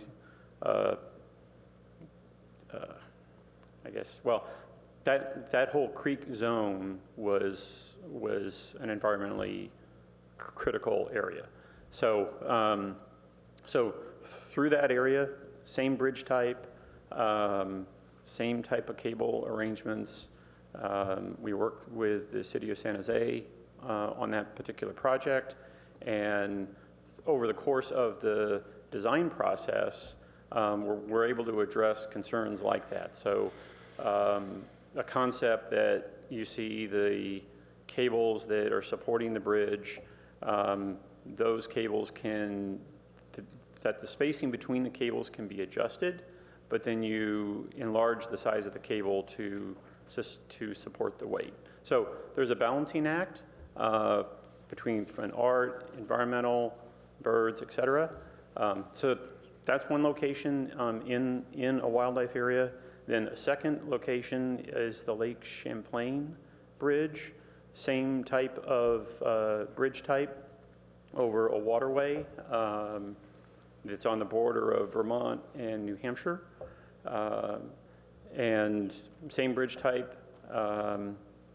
And so far, for the number of years that it's been there, we've heard no complaints or comments on wildlife and structure conflicts. So, but obviously, is what we heard from Elizabeth, as we would go through the design process, we could provide studies that would either address it or mitigate it or show that there's not an issue. But it's an issue that we need to make sure that is addressed with whatever type of bridge is used. Thank you very much. Sure. May I add to that comment? Yes. I'll be quick. We took the conservation objective very seriously. In thinking about the project as a whole, not just about the span, the greatest threat to bird species as well as many other species is actually the loss of habitat. And so when we're talking about conservation, I think it's fair to talk about the whole project and the way it affects bird species, not just about the way it passes over the highway. And so our scheme is differentiated in that we do not place any fill in the baylands. We actually create bay volume. Our scheme anticipates sea level rise, anticipates habitats that these organisms will need in the future. We reactivate the ecological properties of bay mud, which lies underneath the fill that is placed in the bay with stormwater and removing that fill. And so there are many ecological components to the design as a whole, looking far into the future, that assures that we can do all we can for the species. You asked a very specific question about why create something that you have to go through a lot of trouble mitigating. A simple answer to that is that bridge design is very complicated. In this situation, it's even more complicated. If we weren't talking in a larger context, the topic of cost is a driving consideration. The most efficient, structurally efficient, cost-efficient way to negotiate this really very complicated situation is with an arch. The jury member and engineer on the jury, Steve Burrows, said the Romans did it pretty well, and it's a very time-tested method. That's very true. And the arch accomplishes all of these challenges very effectively in terms of cost. Now, it does create a cable-suspended deck. We're showing you one approach. And as John said, that approach can be modified. There's other ways to support that deck with cables. But in the bay context, it is not an unprecedented structural approach. So if you look at the Berkeley pedestrian bridge, equally wide, in a more biologically productive area or baylands condition than this, because it is active tidal flat, and this is really upland areas, and it's a flood control basin and so on. And that structure has been in existence for over 10 years. It's a cable-supported deck, and I think as a precedent, it should be looked at closely if you're serious about involving professionals who study patterns of birds and strike incidents. Thank you. Did you want to say anything? I don't have any questions. I don't remember doing that. Oh, is it statements on issues or statements on?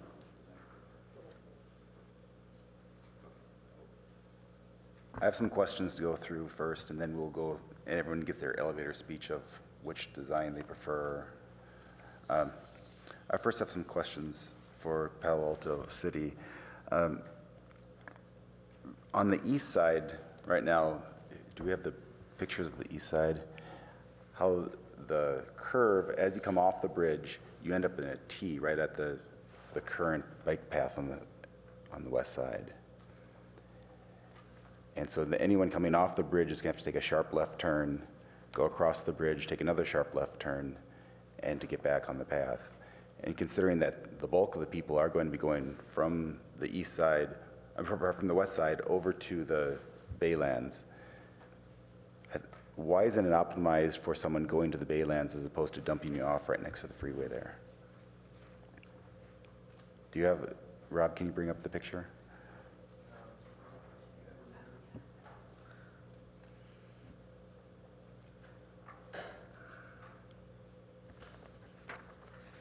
So are we talking about the west side? I'm sorry, east side. The on east side. East side. The bay side. Yes. When you get off the bridge, there'll be a T there. And anyone coming off the bridge from now will have to slow down, take a sharp left turn, then go across the current existing bridge, going over across Adobe Creek, and then take a sharp left going out to the baylands. I think page 28 has a picture of that, of the east side, if our commission wants to look at it. And initially, when they were looking at possible layouts, there was one layout that when it went across the bridge, when it went to the east side, it didn't stop right there, but it continued going across and crossed Adobe Creek and then dumped you out on the way to the baylands. And I was wondering why we removed that as an option. Yes, okay, so maybe we can look at page 9 of the packet, which attachment B is kind of at the location of it shows the location of the bridge and the alignment that kind of has this T intersection at the San Francisco Bay Trail, and where the approach ramp meets the Bay Trail, it's like a T intersection on the east side of the Baylands. So we had looked at various alignments in the past, one, namely the one that you had mentioned that goes along the creek, and realized that a lot of the users weren't necessarily going in that direction towards the bay. Rather, they might be commuting. Say if you're a recreational user, you might be going towards the Baylands if the bridge ramp was going parallel to Adobe Creek and terminated by Adobe Creek. That was one specific direction, but this direction where there's a T intersection seemed most versatile, where somebody going north or south could decide at that point and not have to backtrack if they were going to the north. So, have we done surveys? I mean, I take that route to work, and I see everybody going back into the Baylands and then heading over the Googleplex and the Shoreline Business Park. I hardly see anyone going north. I would think that before we make a decision on the layout like that, you'd want a survey of where are people going when they cross the bridge. Most of the users we looked at, given the build out of this whole area, say that's 20 years from now, there's a complete build out on the east side and the west side. We did, Alta Planning and Design looked at the potential uses and did find that they would mainly go towards the south. So given that, though, we also had issues with the Santa Clara Valley Water District. They didn't want us crossing over the Adobe Creek channel there on the west side, on the east side of the freeway. And so they had a lot of maintenance concerns. So with the Santa Clara Valley Water District concerns, along with the desire to have connections both north and south, leaving it open for the user to decide, we came up with this, the design team came up with this approach. The design team, meaning what we have right now is Alta Planning and Design, had done these alignments and presented these alignments to the commissions and the boards previously. And we came up with this kind of connection instead of the one that you saw that was done in 2011, which is parallel into the Baylands and goes into kind of by Adobe Creek on the east. Yeah. What's problematic is that we're making this bridge nice turning radius so you don't have to slow down way down. And then in the bridge where it's just flat, we're off the bridge now, the expensive part is done, and we have a T. And everyone's going to stop and slow their bike down, take a sharp left turn. Kind of you start questioning, why are you making the big arching turn on the expensive bridge, as opposed to, if you're going to make them stop at the end, then keeping up their speed is not nearly as critical on the bridge. Well, I could say that, we are going to potentially go through site and design review, and maybe there can be some, design considerations to slow down the bikes and maybe do a better integration and not have this abrupt T intersection. There might be a way to have, more of a gradual transition. Some type of V, okay. Another question is on the west side, all the designs dump you out over, away from the freeway. And if you now are going back northbound, you're going to have to cross over the West Bay Shore West Bay Shore Road at that point. What are we doing? Are we having a crosswalk there? Are we just going to have the people play Frogger and jump across the traffic? Because there is quite a bit of traffic on West Bay Shore. Yes, the west side is complicated. This is why when we had our scoping meeting, which seems forever, like 2 years ago, we had a public scoping meeting, and the community asked to open up the Adobe Creek Reach Trail. Which I think is a marvelous idea. I like that a lot. Yeah, mainly because this access point on the west is so constrained, and maybe West Bayshore isn't the best connection to the bridge. Mainly, the community at the scoping meeting was saying, let's open up that maintenance trail, or maintenance road, Santa Clara Valley Maintenance Road, which we're calling the Adobe Creek Reach Trail, and that could be a main entrance to the west side of the bridge. So, yes, this design crossing, if somebody's going north on West Bayshore, would have to cross over to get to this ramp. So there's probably going to be some kind of crosswalk or some kind of crossing that's safe. I guess really it's not part of the competition. At this point, it's somewhat irrelevant because all the designs are in the same boat. So right. Okay, so let me move on to some things that are relevant. We have cost estimates for all these. How real are they? Did all the three groups have to submit bases for all their costs, or do they just do their best guess estimates? Are they based on previous built bridges? That's my question. Yes. Well, at this conceptual stage, we still asked for cost estimates. All the design teams did that. They were roughly in the $8 million range, which included a 10% contingency.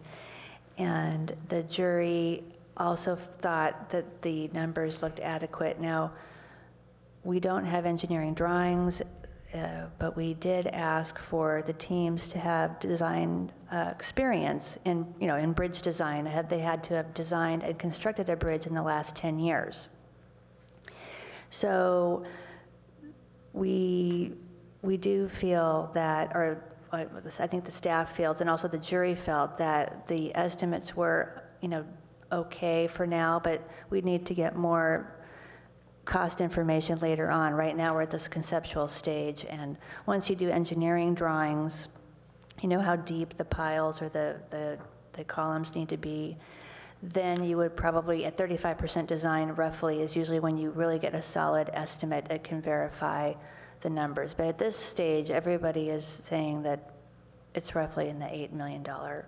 And the experts on the jury concur with that? Yes. Okay. But the technical advisory panel, which looked at the design or cost estimates prior to the competition, they didn't have the benefit of seeing the presentations, but they looked at these estimates prior to the competition, had some commentary on the cost estimates, and had questions, which I think the technical advisory panel memo is also in your packet. Yes, it is.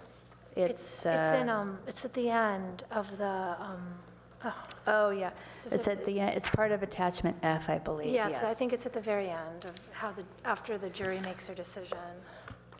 Yeah, but roughly everyone thought they would basically meet the $8 million threshold in construction only. Okay. Do we have an estimate of how much, if we tried to be as cheap and as no frills as possible, what would be the cheapest bridge that we could put over that spot? Do we have an estimate of that? When we did the feasibility study, which was approved by council at the December 2011, I believe, we had an estimate of range between 6 and 8 million for a bridge, and the $6 million as construction estimate was really based on a simple kind of Caltrans related bridge, and I think it was only 10 feet wide. These bridges are on the magnitude of 18 feet wide, the ones presented tonight. Okay. I mean, if it is only $2 million over, then I think we are gaining some value. I worry that these $8 million bridges would become 16 by the time they're built. But that's outside of my pay grade. So I have some questions for the designers. These wires on the network arch are very thin. They're 1 millimeter. Have you worked with that type of wire before? Have you built a network arch like this before? Yes. We have several designs that we've done that have been constructed within the engineer's estimate from the start. So we have a lot of confidence in the bridge type. It's a proven bridge type with low risk of cost escalation along the way. And with as the spans change, then you have wires of different sizes. So we've done a variety of these with different wire size types, different densities of the mesh. Or if you think about the mesh that way, that kind of balances it. And it comes down to a point of aesthetics and other considerations. You mentioned Happy Hollow. That's a network arch? Yes, it's a network-tied arch, very similar to this concept that we have shown here. And they have 1 millimeter wires there, or? I believe those may have been a little bit larger. In fact, I had some notes that I was taking down to go back and look and see how many wires were we using. The spans were very similar. We might have gone to a larger diameter cable so we would have fewer of them rather than a small diameter and have them more frequent. But now that's going over a creek, so there's birds in that area. Correct. Have we had any bird hits? Are you familiar with? We've heard of no complaints from the city of San Jose, from their Parks and Rec group that run the zoo on that issue. And that has no mitigation, that's just plain wires? That's correct. Okay. I would assume that if you made the wires thicker, it'd be easier for birds to see the wires. I think so. I'm not a bird expert. I'm just a civil engineer. So but we have the experts on the team that could address that. What would happen if you do some testing now? Well, maybe I should back up. What testing do you plan to do for these little flappers, the mitigation? Are you building a scale model? Are you? We've built a scale. We have a working prototype already. He has to go to the mic. The discs are a collaboration of our teams. We have an artist on our team. His name's Ned Kahn. He's an internationally renowned artist known for kind of the merger of art and science. We've built a working prototype of one of the discs. There would be many steps to determine their reflectivity and their durability. Would they work with larger cables? Yes, if that's the question. My question is that, let's suppose you do some testing and find out that these discs don't repel the birds. Now, what do you do? Do you change the design, or do you just go to thicker cables and have less of them? I would say that I would leave that question to the engineers, but in terms of the structural systems. But the conservative case would be to go to precedented structural types in the area, like the Berkeley Bridge, which I believe is an orthogonal arrangement of cables. So that would be the base case, let's say, and this would be the case or this would be what we presented to really address the innovation and the kind of signature quality of the bridge. But would it work with a conventional type? I believe so. I'd leave it to John to answer the question. Like conventionally mean just vertical? To vertical or more, or let's say tested and established, using dimensions and cable types that have been proven to work in other similar conditions, such as the Berkeley Pedestrian Bridge, which is a cable-supported span and the cables are orthogonal to the arch and the deck. Okay. And why is the arch canted? Was there a functional reason for that, or was that aesthetics? It's an aesthetic. Okay. And one of my concerns is that there's going to be perching spots above that, and birds will sit on there, and there'll be bird droppings on 101 and bird droppings on people going across the bridge. Should I be concerned about that?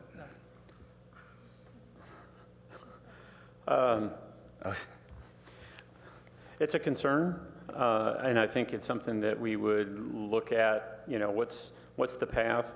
One of the features of this, where the path swoops out away from the plane of the arch, is to keep the path out of a landing spot or a perching area for the birds.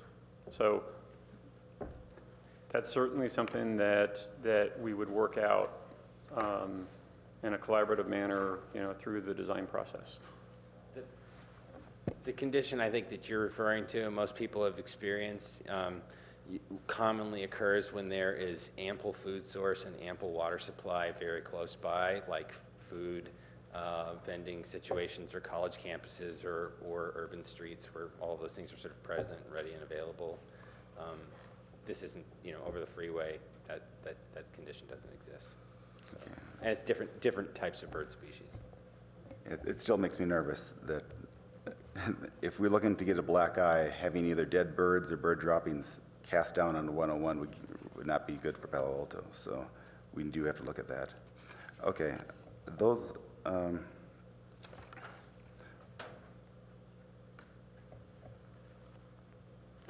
Oh, one more thing. You mentioned about the transporters. Where would you anticipate building the bridge and moving it? Would that be on other parkland, or would it be somewhere else? There are a few options in the area. As one location that we looked at, as you go up East Bayshore, there's a little kind of wow out, or a bulb out, maybe quarter mile up the road, that seems to have a sufficiently wide area that could be used as a construction zone for the bridge to be assembled. And then once it's assembled there, then you have the transporters that are supported on either ends that would travel down East Bayshore, come to a point where the bridge would be located across 101, have some temporary holes in the barrier on an overnight closure with Highway 101. They would rotate, or the transporters would rotate, and the bridge would rotate into place. And so the assembly actually would be done, we'd be blocking East Bayshore, and all the assembly would be done on the road. I just want to make sure that we're not anticipating using any parkland for the assembly, because I think that would be a big impact. Right now we're not looking at any parkland. So it's what other work areas are available that are in the public area. So either public roadway, side streets, parking lots. There's a number of different options that could be investigated that is in close proximity to the location. So once it is assembled and you have the advantage of this bridge type with the assembly being done, then it can be wheeled and dropped into place. Okay, thank you. Okay, if there are no more questions, we'll start, and now we'll express our comments. This is our message to the City Council, what you think, what you like, what you don't like, whatever your elevator pitch. Yep. Okay, elevator pitch. First of all, I think that our comments, as everyone should be, are coming off of this page 13, which is the guiding design principles. Clearly, the judges have decided that all three, make that cut. And I think this discussion of birds is appropriate, but even as a couple of the speakers said, we're going to lose birds. You put up a bridge, you're going to lose some birds. So, that's not the driving force of all things, and there's probably thousands of things that come into account in this whole bridge. So just looking at the four criteria, and I'm sensitive, I guess you just want to get some specific comments down here. We talk about innovation and inspiring. I do think that the first one is inspiring as a work of art, elegant, and really it's a lovely statement without being over the top. So I don't think it's let's leave it at that. It's not over the top, and really meets, I think, all of the criteria, and I would rate that as the highest. I also think that some of the previous comments are worth pointing out, which is the separation of pedestrians and cyclists. Obviously, we just talked about this to death, but they try to make attempt to make it as unobtrusive to bird species as possible, and as they pointed out, which was helpful, the habitat, and the connection areas, which is equally important.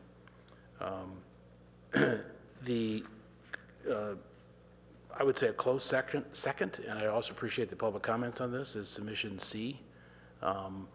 But there's one comment, let's see, this was on the jury side, where they said it's actually too subtle, which I would agree with.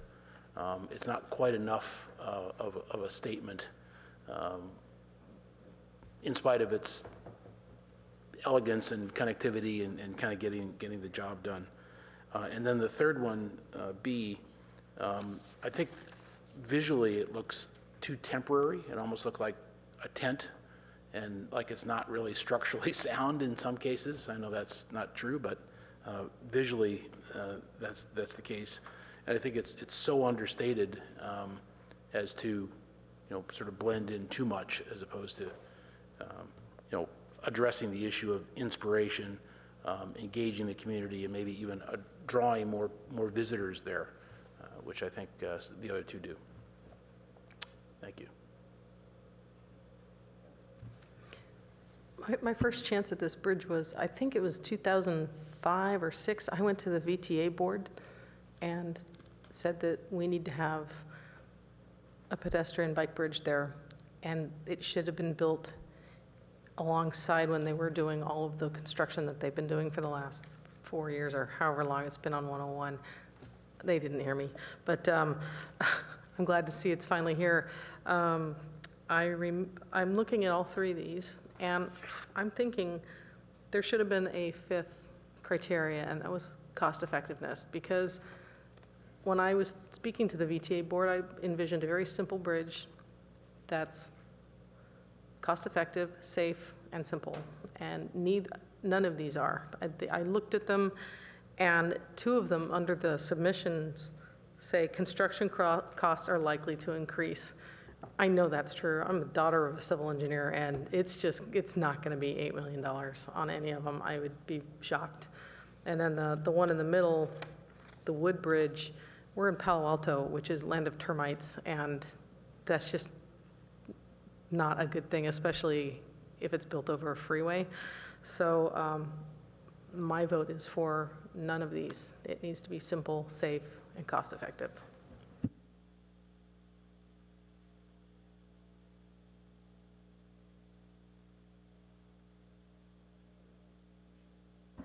Okay.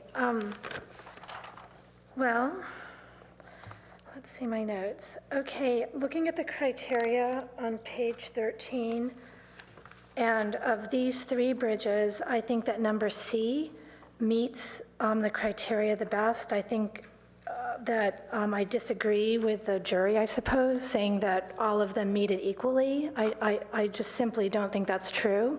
I think that 25% of the criteria has to do with bird safety, integration into the ecosystem. That's 25% of the criteria.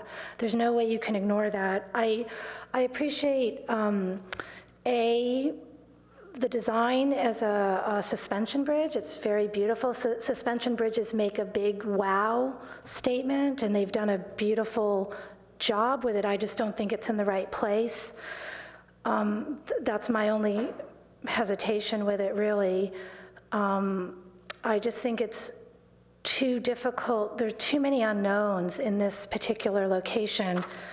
Going to our website on the Baylands, it says the Baylands Preserve is one of the largest tracts of undisturbed marshland remaining in the SF San Francisco Bay.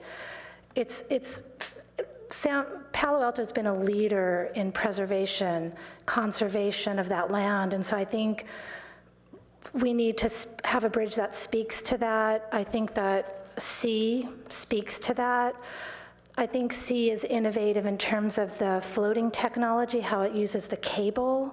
So I think that's why, to me, it could satisfy innovation. It's not as much of a wow. I agree with that, but it's a more subtle statement, which is the look of the land. And I'd also draw everyone's attention to how the Lucy B. Evans Interpretive Center is designed. That sits in our Baylands. It's a very elegant, subtle structure that blends right in with the marsh, the way it's designed. And I think the designers had that right. So let me see if I have any on your grid. So under the pros for C, I say innovative in terms of the floating technology, integrated with nature, safest design for wildlife, lowest impact, possibly the shortest route, which is important to me for the cyclists. I know between A and C, C has a shorter route. And that's it.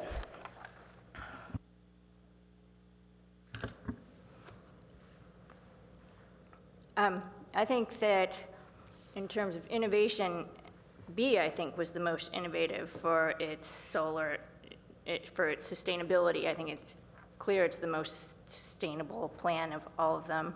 I didn't like it as much, and I think it was, well, I think C was probably the least innovative, but the simplest and cleanest. I think A probably did the best job of balancing the 4 criteria and being fairly strong in all of them. I think the bird issue obviously still needs some more consideration, and I don't have the expertise to opine on that, so I'll leave that to you all. But I think if the bird issue can be addressed satisfactorily, that would be my preference. Also, I preferred in A over C, I preferred the viewing station on the east side overlooking the Baylands to one that's in the middle of the freeway where you're looking straight out on the freeway.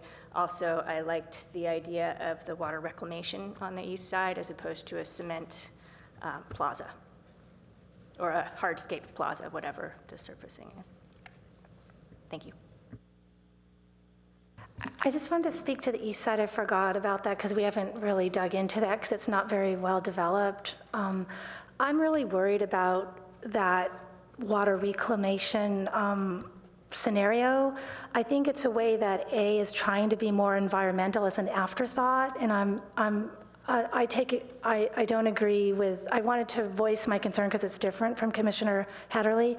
I'm just really concerned about how that's going to work. There's not a tidal flow there, so they want it to be standing water. They're gonna uncover the mud and create this brackish water spot that I just think it has so many unknowns, and our environmentalists are not embracing that. I'm very appreciative that we had many in the audience tonight, and I see it as an afterthought.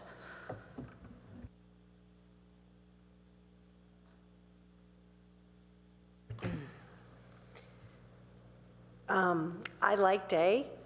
It's beautiful, and it met the criteria as far as I'm concerned. I already discussed my one issue, just making sure that the habitat that lives in that area, thoughtful consideration with regard to reflectors or cables, et cetera, which I'm sure this will be discussed infinitum for the next however long this takes, will be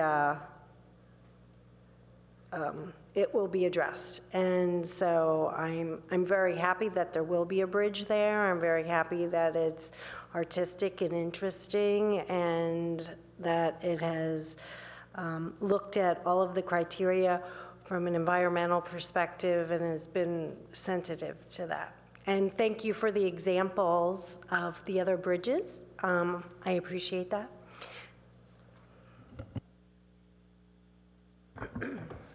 When I first saw Design A a month ago, 6 weeks ago, I thought, oh, it's just too gaudy and out of place. I didn't like it initially. And now I've looked at it, and now I've grown to like it. I think initially I didn't like it, but I think people get used to it, and it is beautiful. There's that wow factor. But it has a big risk, the birds. And I don't think we've proven to ourselves that it won't hurt the birds. So it comes down to whether council wants that wow factor and whether they're taking the risk of, they're gonna have to do some studies and convince themselves that there's not gonna be bird problems. If they want the wow factor and they're willing to take that risk, then Design A. If not willing to take that risk, then I think it's clearly Design C. But wow factor aside, I think A did have a little better design. I think that the separation between the pedestrians and the bicycles was nice. You have seniors walking, you have young kids walking, and I think having a separation between the bikes and the pedestrians is a very good idea. I like the water filling and the bathrooms on the east side. So I think their design was a little more polished. So all in all, I think A is a good design, but it has the bird risk, and we're gonna have to do work at that. We just can't cross our fingers. We're going to have to get some evidence to show that the birds are going to be safe. But all the designs, I think, do have big risk on money. I agree with Pat that it's unlikely that all the designs could be built, any of the designs could be built for $8 million. And I'm not sure if the council wants to get independent people to look at that and price it out, or if it's, they can start the process and make decisions along the way. I don't know. Can I add something? I just wanted to say, aesthetically speaking, I think C is not, with the wire, I'm really uncertain about how that wire mesh is going to seem, and I think if we're going to go with something, that's kind of the bare bones option that we have before us, and it seems to me that, as I think this whole commission felt previously concerned about cost, if we're going to go with a bare bones, it shouldn't be an $8 million bare bones option. So I think if we reject A, then, or if the city decides to reject A, then it should really consider whether C, if that's the second choice, is merits the cost, or if we should go back to a simple, basic utilitarian plan.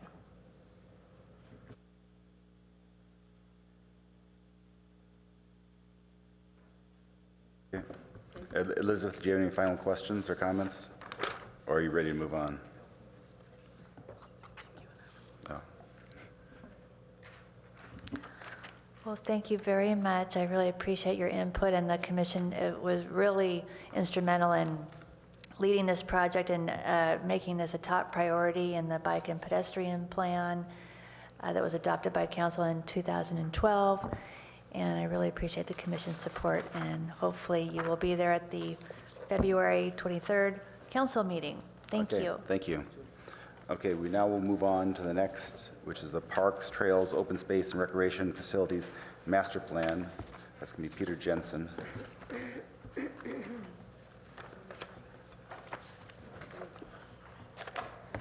And we have no speakers for this, so we can go directly in as soon as Peter's ready to go.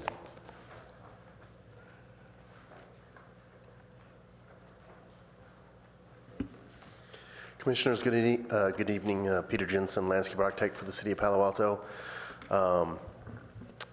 Here in our monthly address for the Parks Recreation Master Plan. As you see, as the progress goes along, that the information, the materials kind of build. So I'm happy to say that we have the consultant with us here tonight, Ellie, on the MIG project team with us to go over some of the handouts that we've got this week and discuss those things. So because of time, I'm just going to let her get into it, and then we'll have questions at the end. So. Hi, good evening. For those of you I have not yet met, my name is Ellie Fiore. I work for MIG. I'm a deputy project manager on this process. I work closely with Ryan and Lauren, who've been to meetings before me.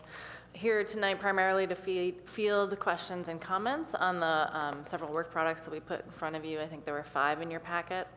I don't know if you have a preference for where we start, but just to frame the discussion kind of big picture wise in terms of where we are in this project, we're kind of pivoting from the information gathering data analysis phase moving into recommendations. So as you know, our big push at the end of 2014 was the online survey. We got over 1,100 responses, which is really remarkable. So we're in the process of crunching and summarizing that data. So that's a big input that we'll see next month. That'll be in front of you in the ad hoc committee. And then we'll be developing recommendations and a project list going quickly into prioritization in March with a adoption date deadline, or target deadline, I should say, of October. So the 5 pieces that were in your packet that we want to discuss tonight were the existing system summary, which might be a good place to start because this kind of encapsulates the work that we did last year and summarizes the pieces that make up that existing system analysis. It has a date of December 22nd on it. I apologize, they all kind of look alike because they have similar headers. But it is to Peter and Elizabeth from Ryan and Ellie. It's formatted with a memo heading. Page number? Oh, they're not contiguous. They're the renumber. Oh, what's this one? Is there a packet page number?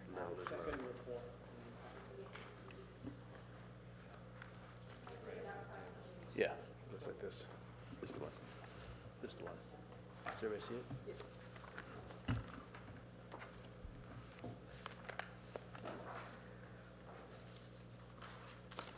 So this is essentially an update on where we are in the scope of work. We've completed most of phases 1 through 5. As I said, the existing systems analysis, data analysis, and several elements of our community engagement approach.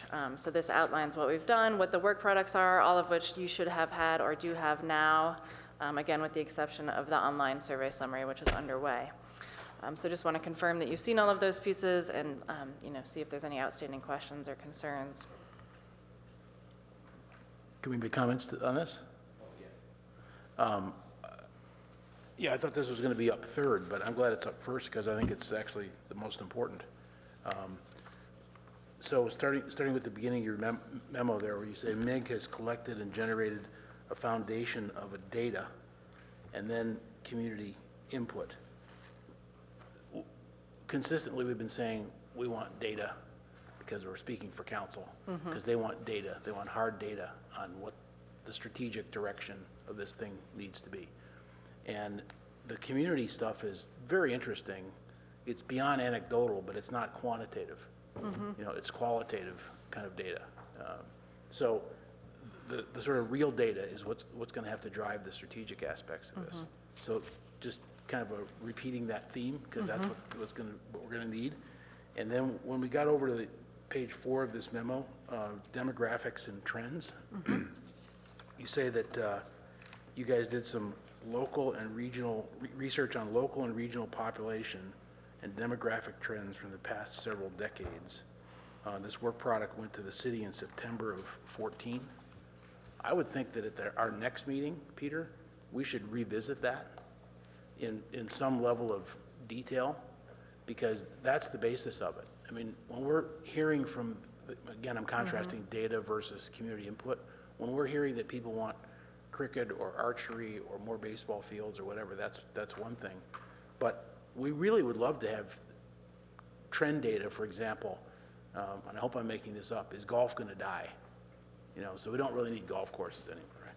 But we would make decisions like that. Is cricket going to take the world by storm? Well, then we need to know about that. But we're not going to hear that, with all due respect, from just asking even 1,000 people in our community. So that kind of trend data. Okay. And also, local data. We were told you were going to look at data from school districts. I'd like to know, in the next 10 and 20 and 30 years, our 8 to 15-year-old kid group going to go up by 50% or down by 10? Because those are the ones that are mostly filling up our fields. So we really need that hard kind of approach to this. And I don't recall that we dug into this very much in September of 14. So I, for one, would like to see, that come back to us, next month. So we really have something that's quantitative there. And let's see. Well, just to put a point on it, I think the credibility of this whole survey, of this whole master plan, is dependent on that kind of work. Okay. For us, for you, for the council, for the city, for residents. I think that was my, other than the other item that you guys already know about, which is that 5-point plan of what everybody wants in parks. Geez, we'd really like to have something more than that. Of course. Throw a ball, walk around, sit around and look at the sun. It's kind of like that commercial says, we already know that. Right, there's the basic elements. Right, that insurance commercial, already know that. So, okay. Thank you. Other comments on this first? Sure, Heatherly. I agree about the need for more data, and I think we're sort of sounding like a broken record. We keep saying that over and over and over again. We need more harder data, or more quantitative data. For this particular document, I just had a couple comments on page 3, the top of page 3. We talk about the recreation program review and analysis is going to review the division of responsibility for recreation programs across the community service department and by private and community providers. But later on, and we'll discuss the program analysis later on, but I don't feel like it does review the division of responsibility. It just notes that there are services in all these provided by different providers. Maybe there it would be nice to know something more, like what % of offerings in a certain category or categories X, Y, Z are provided by the city as opposed to provided by the city's partners or nonprofits or private organizations. That kind of data helps us understand what is our market share in martial arts or in team programs. On page 6, under the City Council update, you tell us that you provided City Council with a review of your work completed to date on November 17th, but we haven't seen any feedback from that. We'd like you to provide us feedback about what you heard, what you learned from that interaction with the council. That would be helpful for our discussions. Also, the revenue analysis we have not seen yet, I believe, and it's also not described in the summary of work products. That's correct. That one is in process, but there was kind of a glitch in verifying the data that we should be using, so it's been on hold for about the last 6 weeks, but there was a meeting today that either Peter or Rob could speak to better than I about, and so we're moving that forward. Okay. And finally, my last comment on this document is the prioritization process. You say that you're going to develop preliminary recommendations and a project list, and that there will be dedicated prioritization meetings with stakeholder groups and other groups. And I just wanted to make sure that those preliminary recommendations and project list is going to be the subject of those meetings, as opposed to them happening in a vacuum from the work that's happening behind doors. I'm not sure I followed you. The prioritization meetings with stakeholders and the public and the commission, those meetings are intended to discuss the preliminary priorities that you will identify in advance. Exactly. The project list is what will be reviewed in those meetings. Thank you. Commissioner Cromie. Are we discussing this whole document through the following just this one? Okay, so I ditto the comments that have been made. I'm really worried about what we're going to be able to do with this report once we get it, quite frankly, because it doesn't seem data-driven enough. It just looks like a boilerplate report every time when I look at this. Even, I'll say that on the other section in more detail possibly, but I don't know what to do about it, really, because when it comes to prioritization, it's so difficult to do that, and the only way you can sort of make your arguments is you can try to use the data. But I'm just not sure how we're going to do that, because when I see you guys processing the data, it doesn't even reflect my memory of the meetings, which I'll say when we get further into this. So I wish I had a better concrete suggestion.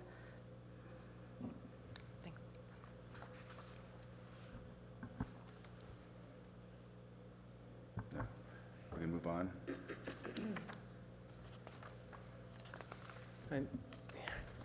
Chair Rechdel. So I'm concerned about this too, about this question of data and what we're going to do about it, because we're moving along here and we're going to get into prioritization, and if the commission's not comfortable with the material or at least the data that we have, then maybe we need to take a pause here and think about how do we get that data and what does it really look like. MIG has done a lot of this work before, and I appreciate what they're doing and trying to get data in a lot of different ways, from the intercept surveys to the electronic survey. They got a lot of responses, the workshops, and commission feedback, staff interviews, and other things. So I actually think there's a lot of good data there. Maybe it's not sufficient or not enough, but what I would like to hear, and I suspect maybe these guys would like to hear, is what specifically does the commission want to see in terms of more data? Is it a specific survey that you're looking for? Is it additional workshops? Is it regional trend analysis for park and rec programs? But something specific that we can then work with. I think that's why I brought up number 4 on page 4 first, because if you've already done that, refresh our memory to make sure that we're not missing something. Because you say there, local and regional population and demographic trends from the past several decades and projections for the coming decades. That's the kind of stuff that I think is more actionable and strategic than, 25 people at the community center saying what they think we could do new, which comes up with some interesting ideas that can be incorporated, but it's not the basis for a 25-year strategic plan. So that's that kind of data. And then we talked from the get-go about school board data, about projections of school-age children, excuse me. And if there's any way that someone here is predicting, our own population and what the demographics might be, we should see that too. The city does have its own projections on the population of Palo Alto going to the Yeah, forward. we do, and the school district has it. It's readily available. So some of that is in the demographic report. I know that the school district struggles with these projections, though. They typically don't project much further than 5 years because it's so unreliable, but we certainly can get what they have. But even that's instructive, right? Yeah. Because if we say, well, we think we need fields at the Baylands, so we put in a bunch of fields, but the school board doesn't know what kind of kid population we're going to have 5 years out. We can't do something that's going to impact the city for 75 years. So maybe that causes us pause on some of those issues. So even not doing something is a value for this whole strategic plan that we're doing. Yeah, that's helpful. And maybe others have input here. I'm struggling with this, but I'm just going to brainstorm. One thing that I think about that I personally would like to see is more information from our stakeholder groups in a more succinct way where maybe we can have a set of questions developed we can develop a list of stakeholders that as a commission we're really interested in, and all of us have contacts with various stakeholder groups, and then develop a list of questions that we give to those stakeholders. We have a lot of interest in the city that funnels through stakeholders. And I know we did the wide community survey with 1,000 respondents. A lot of us on the commission weren't completely happy with those questions, so we have a little bit of hesitation. I'm sure we'll get some really good information from that, but I'm just throwing this out. I guess I really value our stakeholders. We can't be overpowered by any one group of them. So that's our job to balance that out as we look at them. We know the forces that be. I worked on the field use policy that our commission reviewed, and that's our soccer leagues are, very vocal, but we know how to place that in balance. I just would like to hear what they have to say. I don't know if other people on this commission would agree, so it'd have to be a consensus. I would never want to go forward unless other people thought it was going to yield good information, because I just don't want to keep doing information that people aren't excited about. And I just feel like there's such a gap in understanding what the schools want. Like when I see on this list getting a new community pool, we have all these school pools, and I don't know anything about it and how that fits in that. I didn't hear a single community member bring up a pool ever, yet it's on this list. What list are you referring to? We're going to get into that, but I'm just saying that I don't know what's going on in the schools. They seem like a black box. They seem like they're profit motivated to me, that they're holding on to turf to sell it. So that's something I don't understand, and I've heard our commission ask for information on that, and I haven't seen any of it yet. So the school data, so we've heard that several times. I know that MIG staff and us have met with the schools, I think on 2 occasions related to this plan, but maybe there's more that we can do there, more data, more feedback.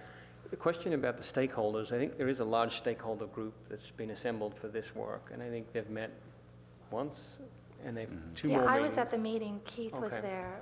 So that's, I think, 20, 30 of our stakeholders, but is that? No, I don't mean that kind of meeting. It was very hard to get useful information, I found, from that kind of meeting. I think you need to give them a list of questions and have them respond to it. It's always apples and oranges. One person saying this, and I don't know, we have a report on that meeting. Darren did write it up. But just having been there, my head was sort of spinning with all the different viewpoints. I just have trouble. I want something I can bite into where there's similar questions being asked of people, like in a script. When Ryan was here, initially the plan was to mail the survey out to everyone in the whole. Maybe I should back up a second. In my mind, there's two separate issues. One is the current assessment. What do people need and want right now? And then the projection going forward. Now, I think you can kind of break those into two. And for the current needs assessment, we originally were planning to mail out a survey to everyone who had a utility bill. And then the question was what kind of return rate would we get? That was the only concern. But then we went away from that and just went to electronic survey, and now you have sampling error. And Ryan said in the past he had ways of, they'd done electronic surveys like this to reduce the sampling error. And I don't know what methods he uses, but he said in the past they had addressed that. And so it'd be useful to hear what MIG has, how can they massage the data to reduce the effect of the sampling of the electronic version, electronic survey. That's one issue. Then the second issue then is how do you go forward? Jen, did you have a question? I did. I think we might a little off track because now I think we're looking more at the big issue of what are we missing and what are we wanting to get and how do we get there? And I think there's a lot of details in the packet about that where we could give you more reaction about what we think is missing. But I think for the big picture view, fundamentally, what we're looking to learn from this study is do we have the right mix and supply of parks and recreation facilities, services, and programs to meet the needs of our community now and into the future, right? That's the fundamental question. And the inventory is supposed to provide us, and the matrix is supposed to provide us a starting point to understand where we are. And the demographics information and the surveys and all that stuff is supposed to help us figure out where we should be, right? The problem is there doesn't seem to be any information that we've seen yet suggesting how we get from where we are to where we might want to be. And the demographic trends information is kind of generalized. We're going to have more seniors, we have more diverse cultural population, we have a growing population of kids. But it doesn't go into specific detail about how our resources should change to reflect those trends. And I think that's a big gap that we stumble on every time, and I think that's part of why we were looking for more data so that we can start putting the pieces together as we think about prioritization. I think there's a fear that we're going to jump from here, where we have a start and sort of a vague generalized end, but nothing in the middle, and March is 2 months away. How are we going to be able to prioritize anything by then if we don't have any of the middle? I think that's the problem that we're struggling with. Thank you. I think it's a very valid concern, and I think it's completely understandable based on the work we've put in front of you to date. The short answer is we're working on it, and we are about, as I said, to kind of make that pivot into recommendations, all of which will be based on these many pieces that we've been gathering. I know it seems probably like it's been a slow process, and that a lot of the information we've put in front of you, you may already know because you are Parks and Rec commissioners. But again, that is part of the systematic analysis of the system, and we are generating recommendations, site-specific. Another work product that you haven't seen yet is we've generated existing conditions maps with detailed analysis of all of your parks, including photographs and the ways that they're used and key features. And then our next step is applying recommendations to each of those sites as well as the system. When you give us your recommendations, I really want to see the data that you're working with. So as much as, not everyone needs to look at it, but I want to see it all. I just want to have complete transparency of what you looked at and where you got from that, so that if we're questioning any of your decisions, we can go right back and look at it. Mm-hmm. So I'm asking for that, just right up front.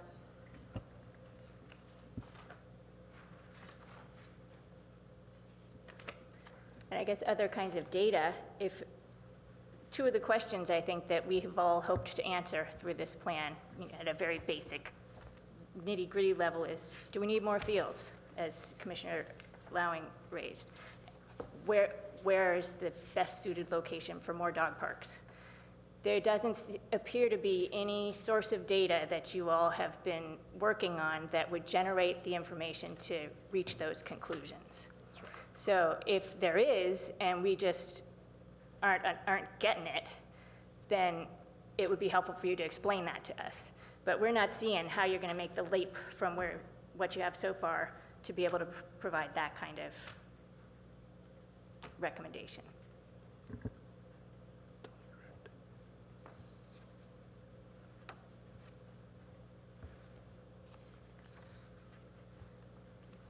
Okay. Oh. No other comments? We'll move on to the next section.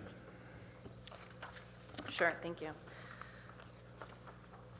Why don't we move to the sustainability review, which was the first product in your packet?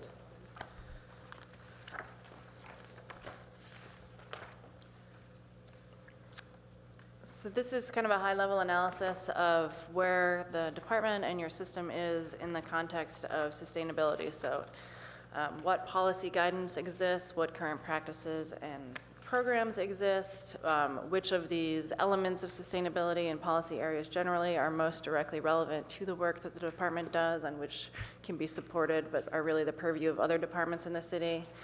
And then starting on page 8 of this document, we have kind of a list of options. And this is not intended to be incredibly directive, but we're imagining this as a menu of options that staff can take as potential directions if you do want to make increasing the sustainability of the department a focus. There's some case studies in there that illustrate where principles of sustainability have been done very well in parks, including one here in Palo Alto, and then some next steps, again, should you want to take this effort further. But this is really intended as kind of a snapshot in time of where you are, what the policy framework is, recognizing that there's many other similar efforts going on that is citywide, but none would be focusing necessarily on parks and recreations and programming through this lens.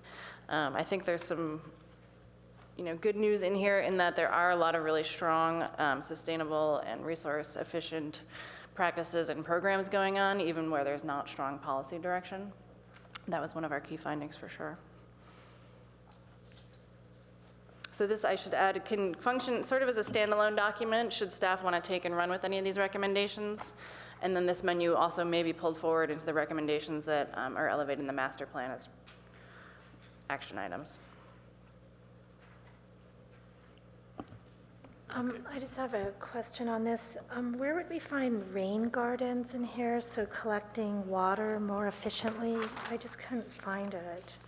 Should be under under water conservation, maybe? There's two, under water conservation and water quality. So number 9 on page 12 mentions rain gardens specifically. So did you just, we have a sustainability piece in our city comp plan, so did you pull a lot of this from that? We reviewed that as part of the policy context. We did not pull these recommendations from that. We pulled these from kind of national best practices of sustainability plans that were specifically done for parks and recreation departments, which can be, $50,000 standalone products on their own. This, again, was just kind of a snapshot, a high-level report. We did have your Chief Sustainability Officer, Gil Friend, did review this document before it went to you as well. Okay, thanks. I have just a few comments on this one. On page 2, the top of page 2, the purpose of the analysis, you talk about further sustainability goals if they result in a positive change to one of the following indicators, and then you list the indicators. And I just found it notable that there's no mention of the balance or interrelationship between the what did you call them, indicators. And that I think not all indicators are necessarily created equal, and improvements in one area can sometimes prove detrimental to other areas. So I think that's something that should be addressed one way or another here. For example, transportation is something that could easily conflict with natural resources and habitat. Yeah, very good point. Then on page 8, or page 7 and 8, public health and safety is indicated as a primary consideration on page 7, but then on page 8, it's pulled out as a secondary. I think that's just an error, I suspect. Public health and safety should certainly be primary. I think we have a lot of policies and practices in our strategic plan and our programs that address that. Where's that one? That's on, I don't know. You'll have to find it. Page 9, one of the suggestions at the top, create green ambassadors within the department to support sustainability initiatives. I would like to be sure that, and join the green team, that that's not just about recycling and greenhouse gas emissions, that maybe there are ecology ambassadors who present sort of the fuller view of impact.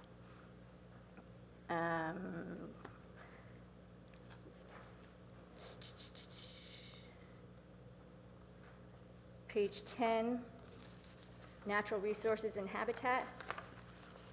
There are 6 recommendations there, and many of them, it seemed to my recollection that we were already doing. Is this supposed to be exclusively a list of new things that we should do, or in other areas it seemed like new ideas? Many of these we seem to already be doing.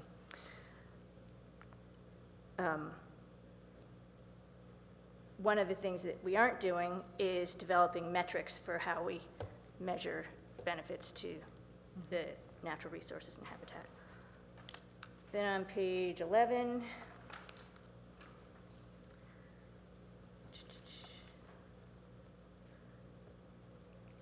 transportation section.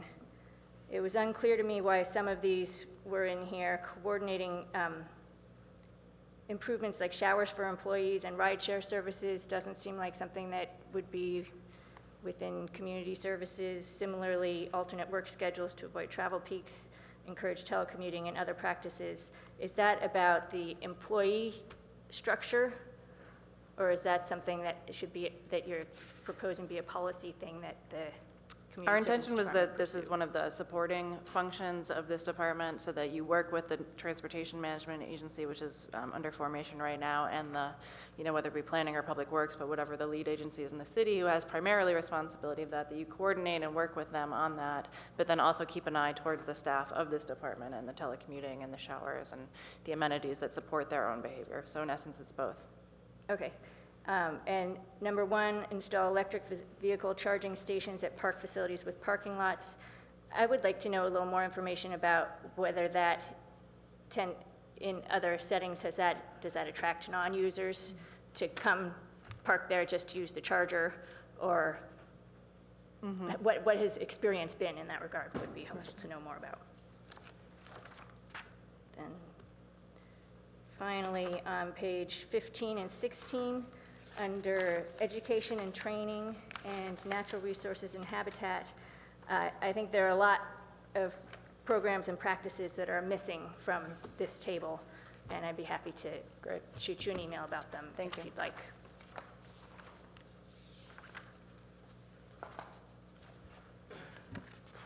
Yeah, some of the ones that are missing are, we have an element of our comp plan called the natural environment element, NEE. I think we're sort of up in the air with the comp plan right now, but that's where a lot of really good material is that the sustainability person might not be aware of, because he might not know that whole section. Because sustainability is a part of it, but it really does encapsulate habitat preservation, which is a piece that's not as well developed in here. Thank you. Yeah, I have just a couple.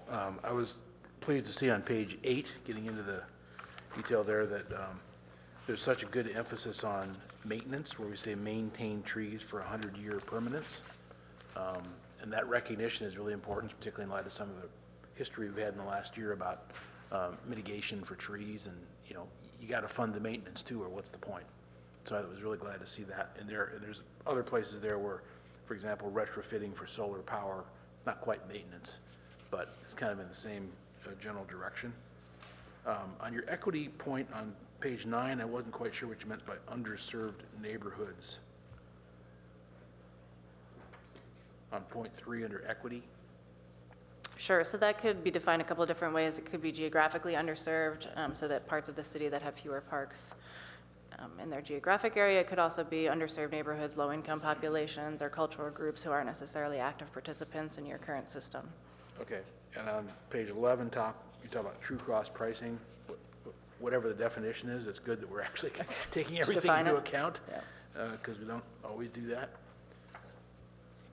But overall, generally, I thought that was pretty well constructed. Thank you. For what we're trying to do.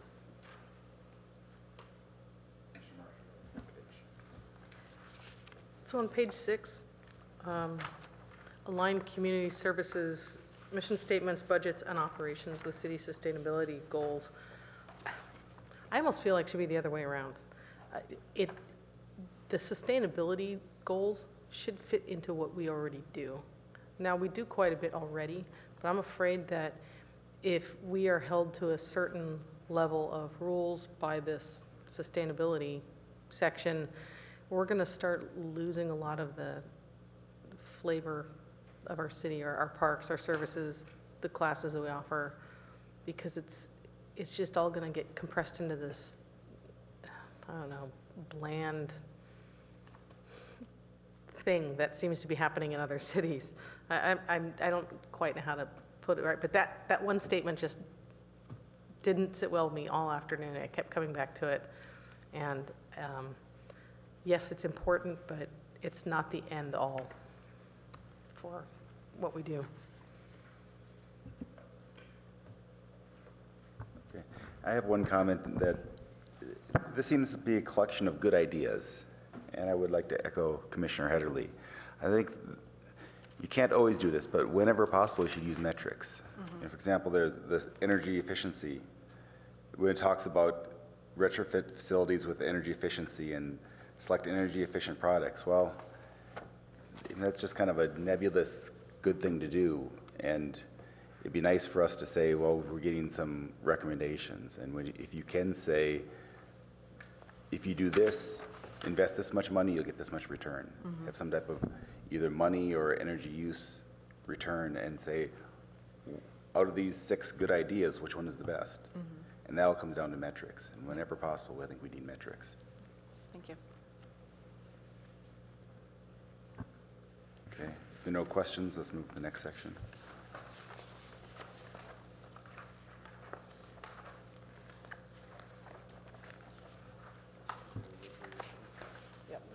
So the next work product in your packet, let's move to actually the recreation program analysis, which is the last piece of your packet, the one that has drafts stamped all over it.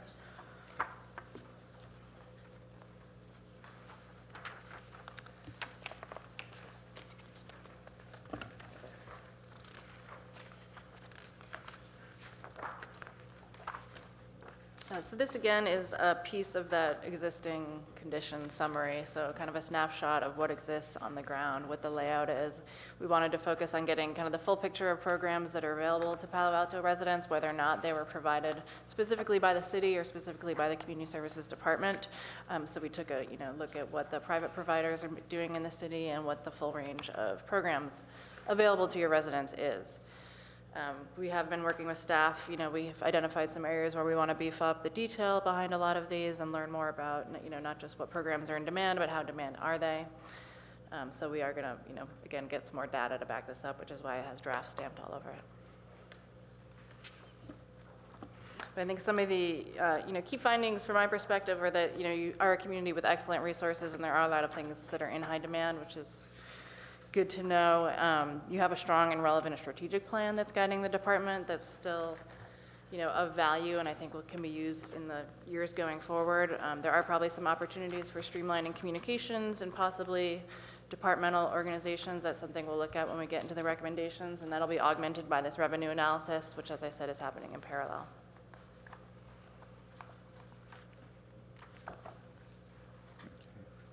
Any comments? Yeah, how do you want to process this? Do you want to go through the whole thing here, or the pros and then the graph, or? And then there's findings at the end, so there's a lot of sections. Yes. Or we just blast through it if you want. Let's just blast through it. Any comments you have? So the first 5, 6, 7, 8 pages basically say, I think the conclusion is we're doing pretty well already. And we've got amazing resources here. So I would just say that, as a consultant, you don't have to find stuff that's broken.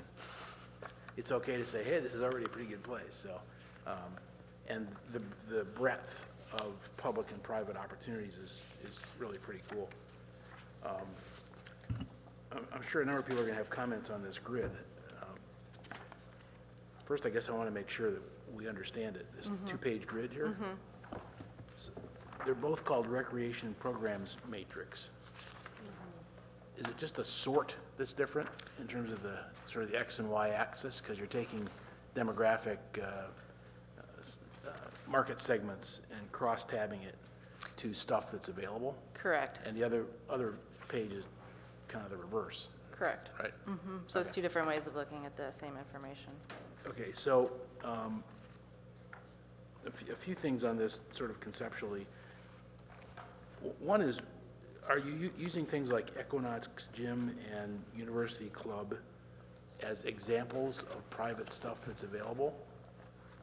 Because one argument could be we shouldn't list private stuff on here at all because it's not kind of in our purview, but the other answer is, well, but people could take advantage of it, but they got to pay a lot of money for it because they're really private clubs. I mean, not necessarily shishi clubs, but private clubs. So I guess the question is, should that be on here or not?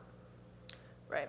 The intent behind including that was to, see universally where the gaps or overlaps were, recognizing again that the city is not the only provider, but that some people have different levels of access to these different things. But if we, somehow looked around and uncovered that no one was providing aquatics, even the private providers, that would be a key finding. That's obviously not what we found, but that was the intent of including those private organizations. But some of the examples that you have used and could use, are pretty inaccessible to a lot of segments. So I'm not sure that that's really sort of valid on here. Pardon? Because they're private. Yeah, because they're private and expensive. So that seems a little bit of a skew to me that's probably not necessary. The other thing I didn't quite understand is, for example, I've heard in a number of groups as we've gone through this process, sort of ad hoc people, that we probably don't have enough going on for seniors. Well, that's one of the things we want to prove, is if we do or we don't.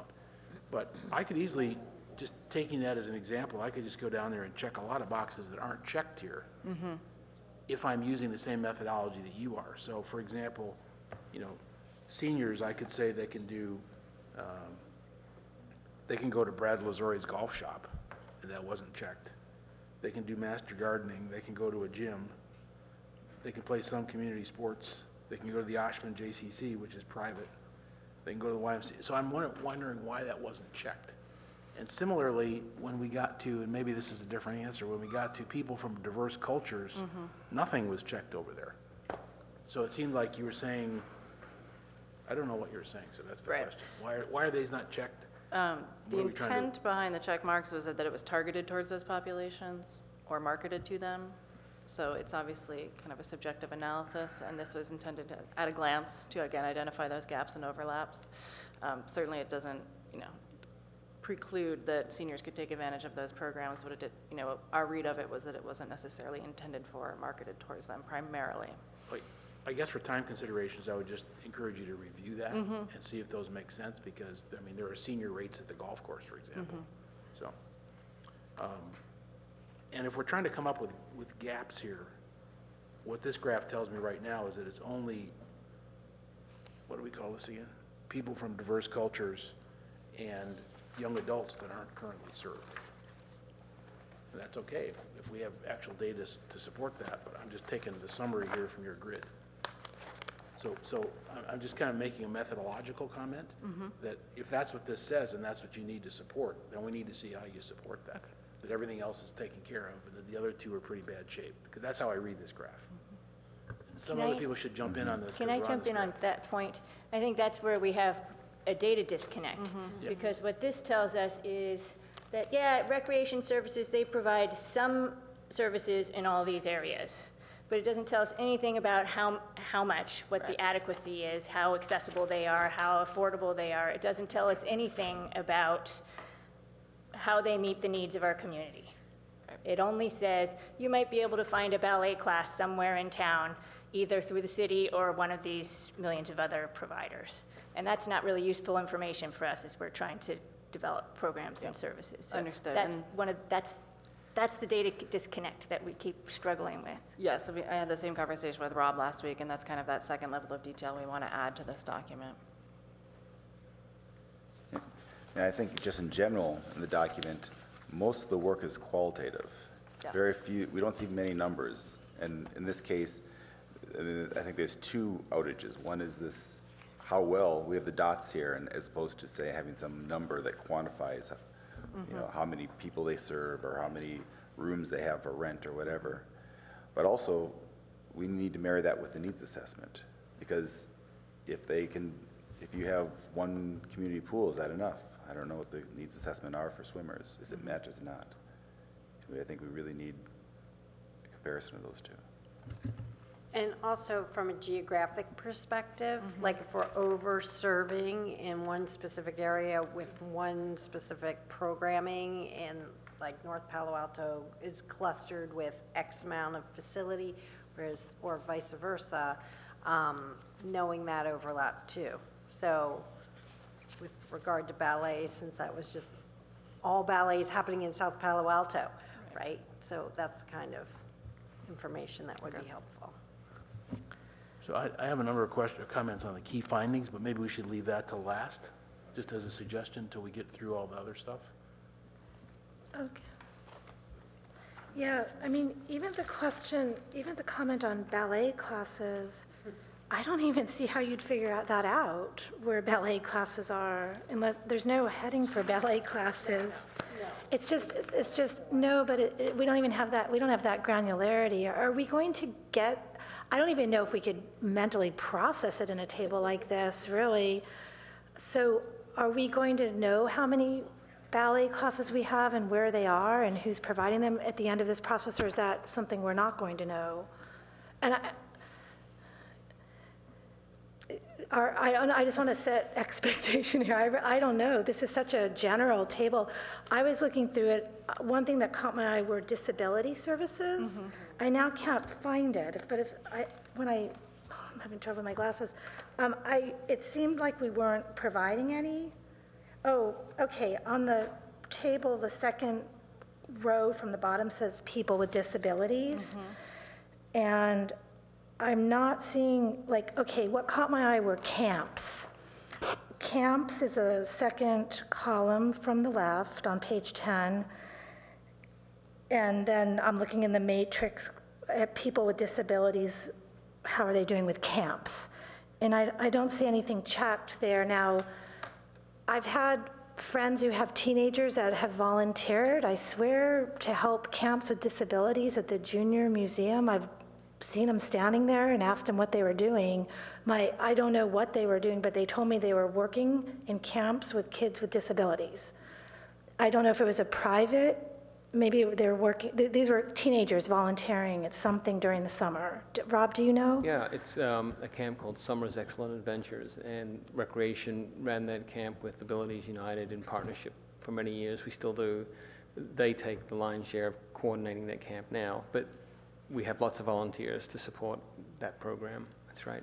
And the reason it catches my eye is I'm always looking for ways that teenagers can volunteer. I think it's a really nice service that we provide. So why isn't that checked? It sounds like that was just an oversight. Or does it not? Or Rob, do you think it's an oversight, or this isn't set up to check it? Well, I have the most concerns about this report of all the reports as well, just because as I looked at the information, I'm thinking about, well, how do I use this information to decide where to emphasize or invest versus not for programs and services, and then we really don't have it with this information. I'm wondering what this is useful for, quite frankly. Yeah, can you give me the party line on what we would do with this? Again, this is kind of the understanding of what's on the ground, what the universe of available recreation programs is for Palo Alto residents, and it provides some very preliminary thoughts on directions you could go for looking at augmenting or changing program investment at the city level. So this is absolutely not intended as a decision-making document. That was never the intent of it.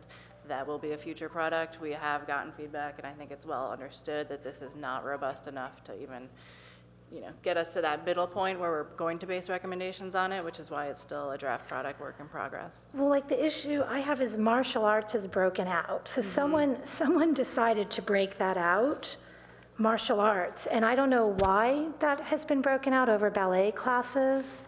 If it's, I really don't know the thinking behind it, like how it ended up there, even though I think it's important. Can you tell me, because not a lot of things are broken out, but martial arts is considered its own category for some reason of exercise. Mike, I wasn't the primary author of this document, so I can't answer all of your questions, and I apologize for that. My guess is that these were areas of concentrated programming that rose to the top because there was a certain magnitude of offerings. So ballet is in fact on there. It's the second one down in the third section. But what I'm hearing, I think, is that this table is not particularly useful. And so it may not be worth investing our time in fixing it. It may just be worth kind of revisiting our approach to this entire product so we can move more efficiently towards recommendations. It seems to be causing more confusion than helping.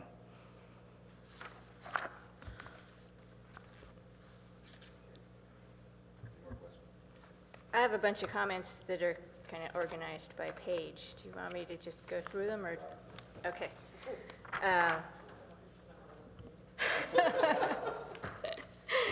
Page 1, recreation program guidance. You mentioned the recreation strategic plan, but the comp plan should also be prominently present there.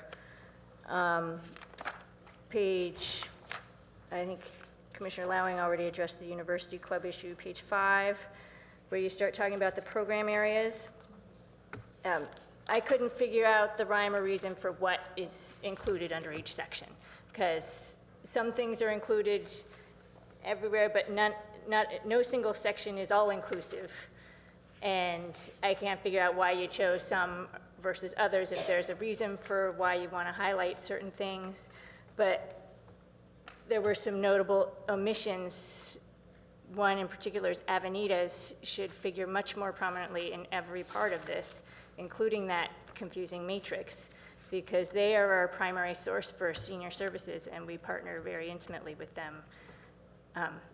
So without them, we show a huge gap that maybe isn't real. Also, Peninsula Youth Theater is a huge arts provider for youth. Emergency preparedness, Palo Alto Neighborhoods is kind of one of our prides as a city for emergency preparedness. And there's no indication that the city has any role in emergency preparedness in that section. So I think all of these sub-program areas need to be refined, and I think you need to figure out what it is you want to be saying with them. Page 7, Youth and Teen Support Services. Project Safety Net isn't really a program. It's a collaborative. So sort out the details for those is what I would suggest. On page 12.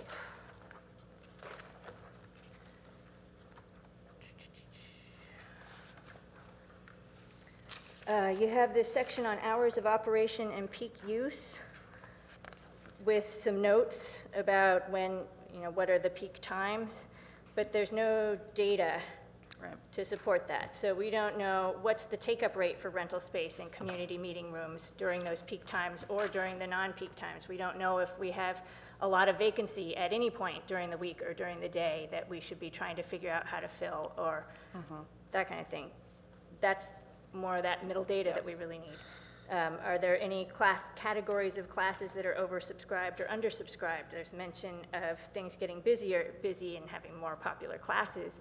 Does that mean we have classes that are so popular that people can't take them? We don't know that from here. So that's more kinds of notes that would be useful related to peak use. And of course, Mitchell Park is now open, so this should be updated to reflect that. Page 13, this under user groups and partner organizations, this second sentence about Cubberley, I didn't really understand what you were saying there, but I think there's probably it got lost in the editing, so reword that. The sampling of partners below appears to be primarily folks who are located at Cubberley. Is that what is that supposed to be a sampling of Cubberley partner groups, or is that supposed to be a citywide partner groups?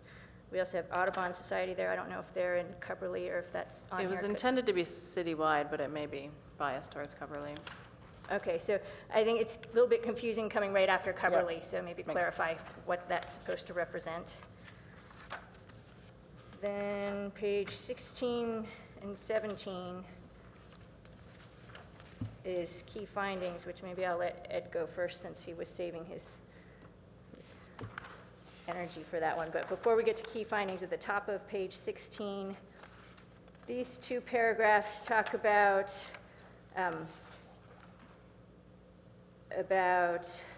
low-income groups that we may not be making our programs sufficiently accessible for them.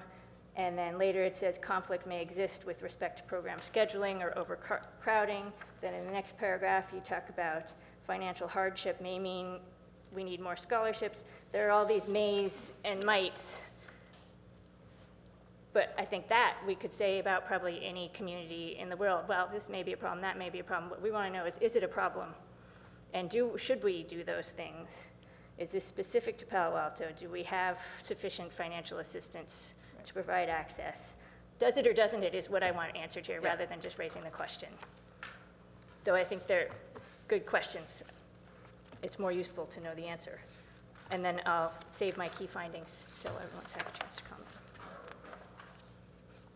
Any more questions or comments apart from key findings?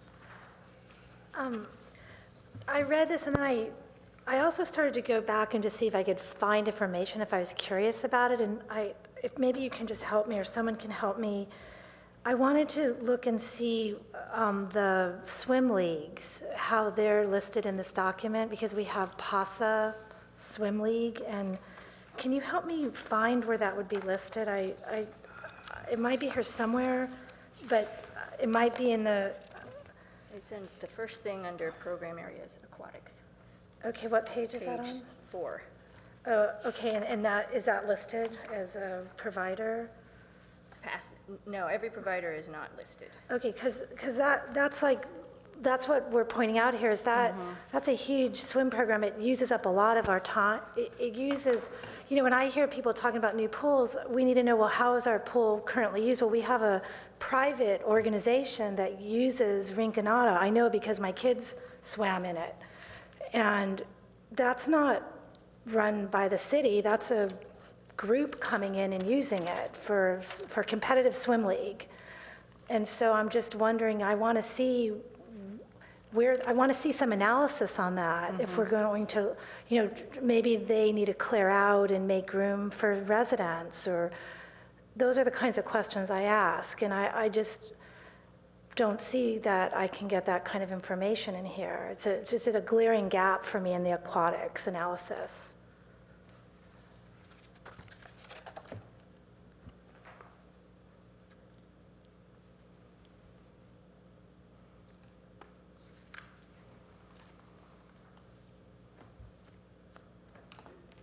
Oh, yeah. Except for the key points. Yeah. Okay. Right, I'm waiting for key. Okay. Ed, you can start with the key points. You've been on deck for long.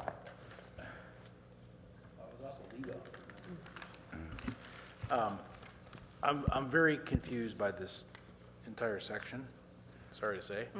And I don't think this is just a semantic point, but I don't see a lot of these things as being findings. So the first is the strategic directions. The first point, that's fine. The second one, I don't think I actually even understand. We need to revise things a bit. I mean, we're always doing that, so I don't quite get that. And the third one, I also don't understand because we need an appropriate role for recreation in addressing recreation trends, which, I mean, I just don't follow what that is. So, and I don't want to wordsmith each one of these and take the time, so I'm trying to just kind of buzz through it. In the programming section, you know, I think I'd take out 3 of the 5 because the only things that I think are kind of findings are something like this: emergency preparedness and gardening are called out separately, and there's a gap in programs and services targeted at young adults. Because, you know, the specialized divisions that have used outside funding, that's not a finding, it's a fact, you know, and it's good, but I don't see that that's sort of a conclusion. You know, similarly, something like special events have been underfunded for the last few years. I mean, that's just a piece of history. That's not finding. So I think this needs to be rewritten. The facilities thing, to me, was a bit confusing. I didn't know what the recommendation is on Lucy Stern. Because to make it more productive as a more specialized facility serving smaller segment of the marketplace, playing to strengths of existing facilities, I just don't, that's confusing. I don't get it. And then there's another one of those, we kind of know this here, that again, it's not a finding, is that, you know, we have some great facilities that aren't anywhere else, but we're not learning anything from that, nor will council. And there was some comments on Coverly. They're very familiar with that issue.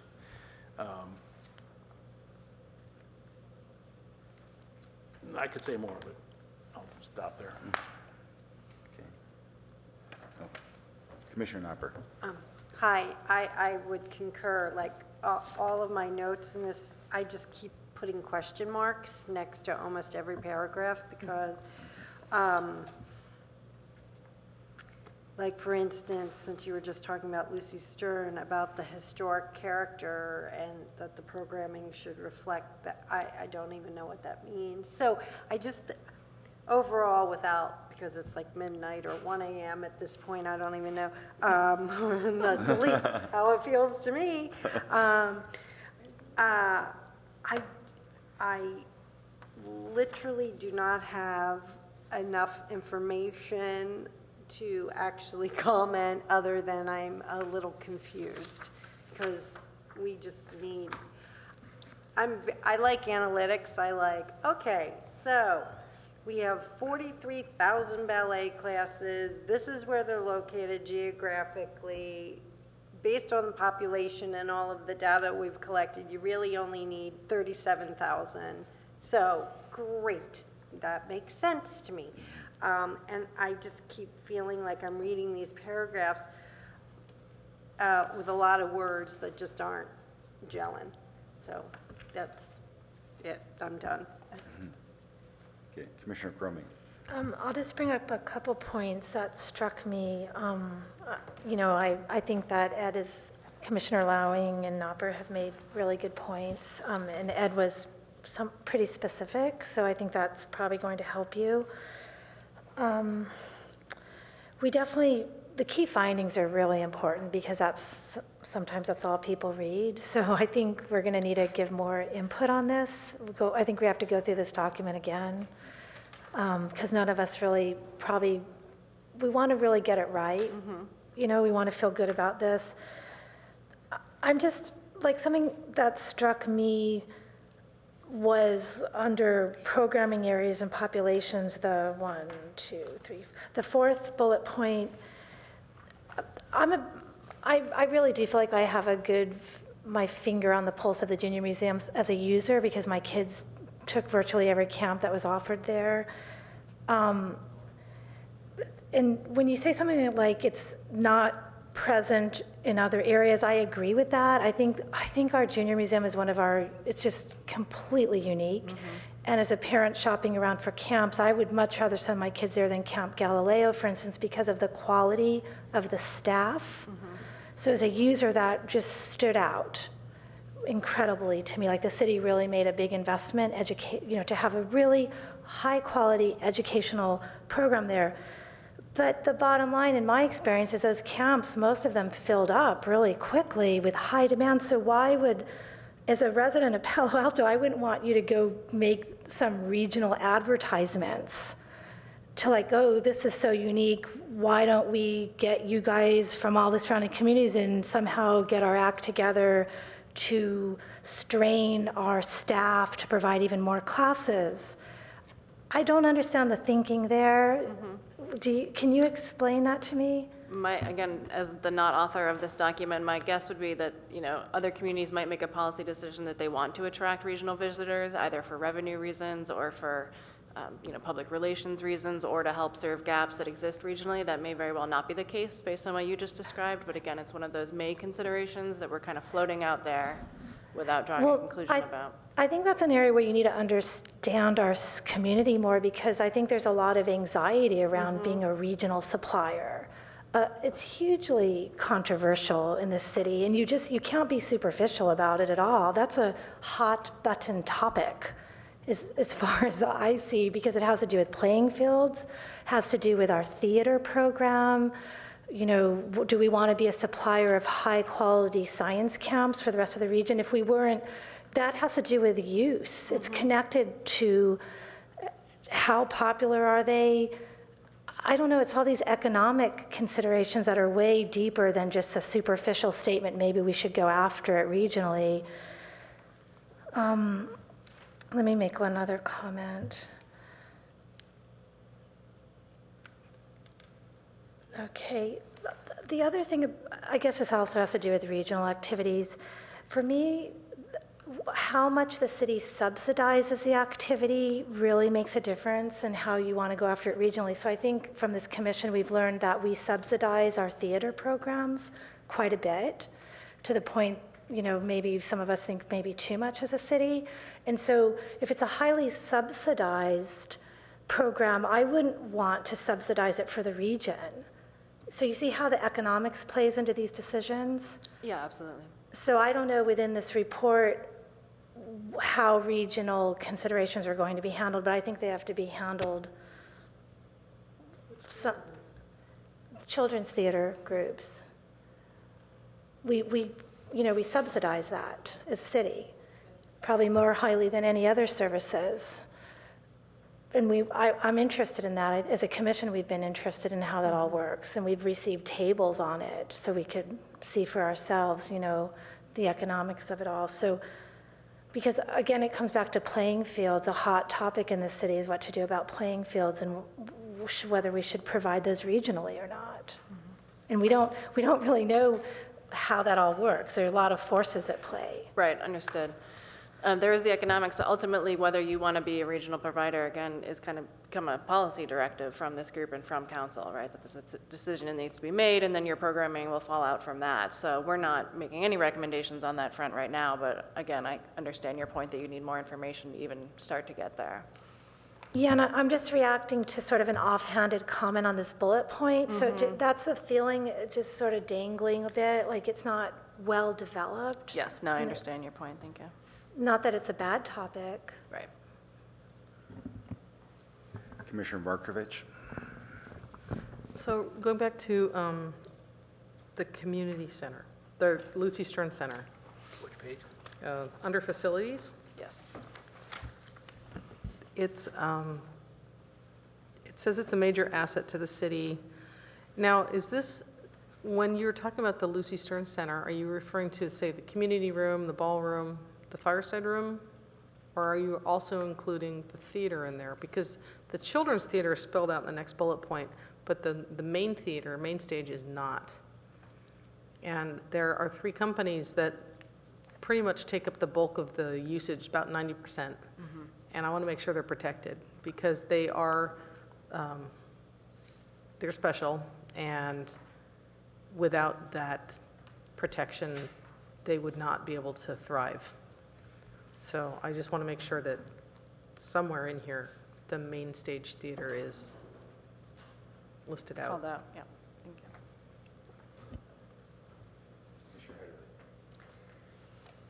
you. I agree with many of the comments already come before me. I would add in addition under strategic directions, there should be some mention in there. I'm not sure what you're trying to get at with strategic directions, but if it's how should our, I think that you should have reference to the comp plan and the strategic plan should work hand in hand.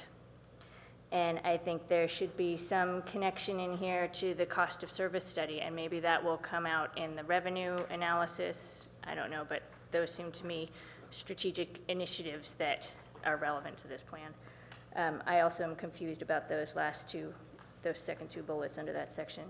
Under programming areas and populations, the first bullet talks about missing opportunities to work together because of a decentralization of function. And I would say rather than talking about missed opportunities, the only key finding here, I would think, well,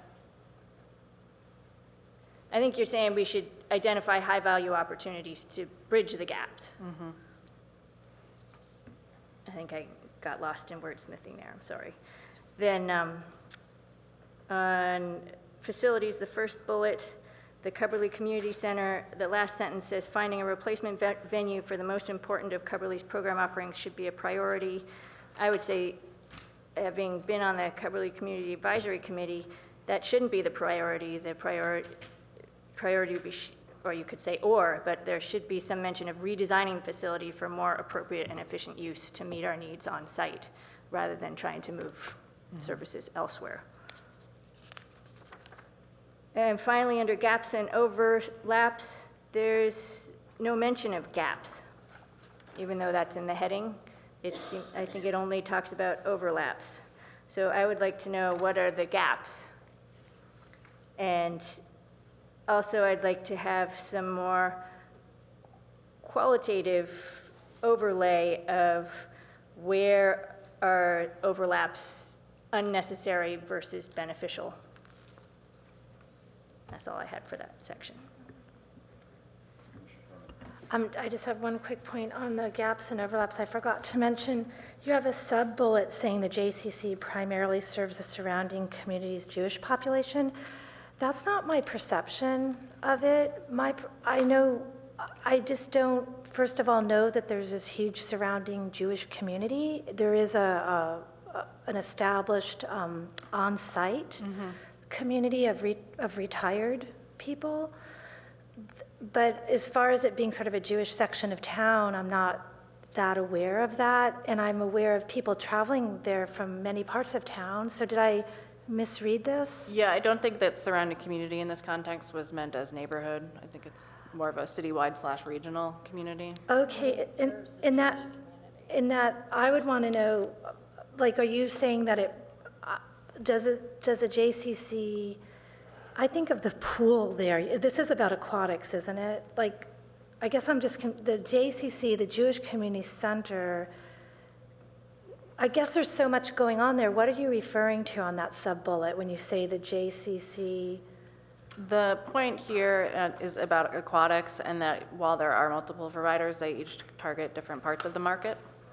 So the JCC may draw a different crowd than the YMCA. But I don't know that unless you show me. I really don't know that because I've never seen it being, I don't know if more Jewish people go there than the Y. Right.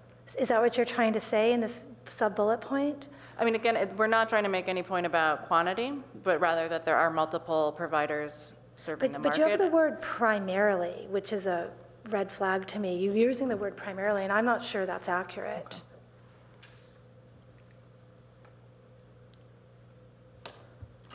Okay, I just have one comment, and on that same page, and next bullet down, I think that last bullet really kind of summarizes what I think is wrong with the document. And it says, in many cases, programming overlaps are not an indication of over-availability. Rather, they confirm that these are popular in-demand programs. And without numerically estimating both need and supply, you can't make that statement.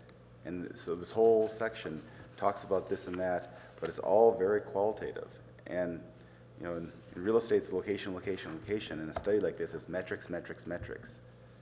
We need to know what is the demand, numerically what is the demand, numerically what is the supply, And the difference between those two will tell us whether we are serving that needs or not. And just the fact that there's 17 hamburger places in Palo Alto doesn't necessarily mean that there's a shortage of hamburgers or an excess. It depends on the relative supply. So that's what I want to see more of this. Okay. Rob, do you want to add anything? That's really good feedback. It's such an important report. So we got to get it right, and so I totally understand that. But I'm concerned because I think that we have to recalibrate in some way sort of expectations of maybe what MIG's doing and how they're doing it and the data, but also the expectations of what this report's going to do and be. I don't think it can be all of what maybe you're hoping that it will be. For instance, if we look at the JCC, we're not going to have all the data about the JCC and their demand and the use there, or the YMCA or some of these other providers. Well, but even in the city classes, for example, if we know that they fill up in 5 minutes, then that tells us. And so even just internally, just the vacancy rates on all the facilities, that tells a lot. And that data we have, and I agree with you, it ought to be in here. That doesn't tell us if there's some niche that's not met at all. Right. If we don't have a cricket class, we don't know whether it fills up or not. I think the next page, which is needs, opportunities, and challenges, outlines in 5 bullet points what we're trying to get. Mm-hmm. So I would totally agree with you. If we're not going to get that, we better make some serious changes. And it says stuff in the second point, which I've starred in 15 times, results of analyses, including gaps in parks and programs and unmet community demand. So that's a big part of what we're trying to get. And the other stuff is, that as well. So if in the midst of this process we don't think we're going to get that, then we better start setting council's expectation that that's not what's going to come out of it. I'm not saying that, but I'm agreeing with you that if we need to adjust, let's adjust.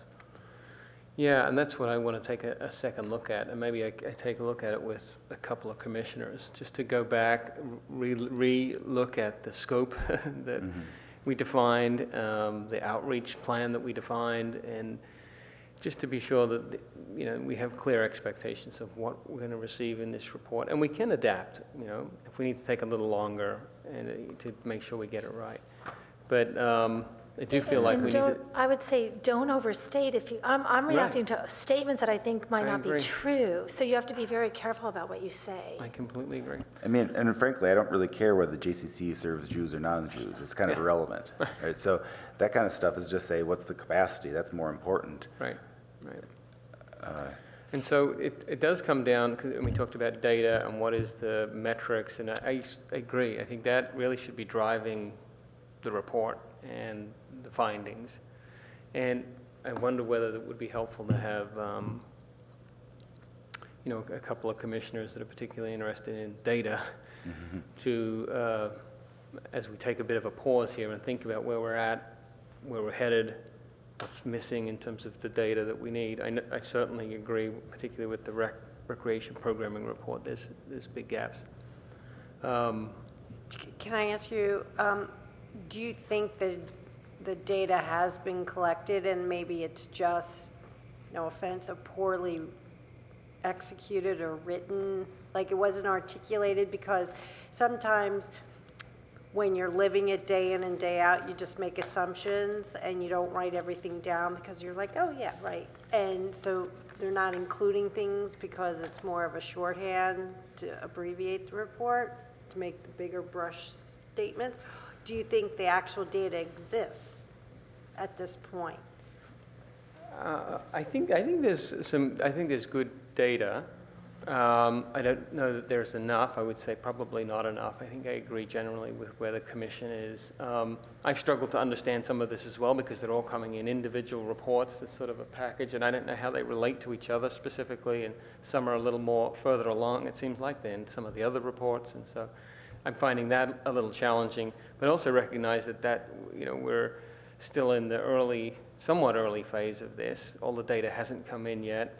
The next phase, when we're ready for it, when it starts to all come together, when we start to see sort of real trends and a picture for the future, that hasn't happened yet. And what I'm hearing is there's a fear we're going to get to this point of prioritization before we're really ready to even have that conversation. And I think we have to take a look tonight at what the data sources are that are still coming in. Don't you think before we go home tonight that we should understand that? Like what's on the docket for collection? You can probably tell us, correct? Yeah, I mean, it's no surprise. You've seen it all before. It was in the outreach plan that you've looked at several times, but it included the MAPITA, research. It included the stakeholder workshops. We've had one. There's 2 more, but that's with all of our stakeholders, representative of a lot of the stakeholders. Then we have the survey. We haven't got that data yet. That's a big piece that's missing.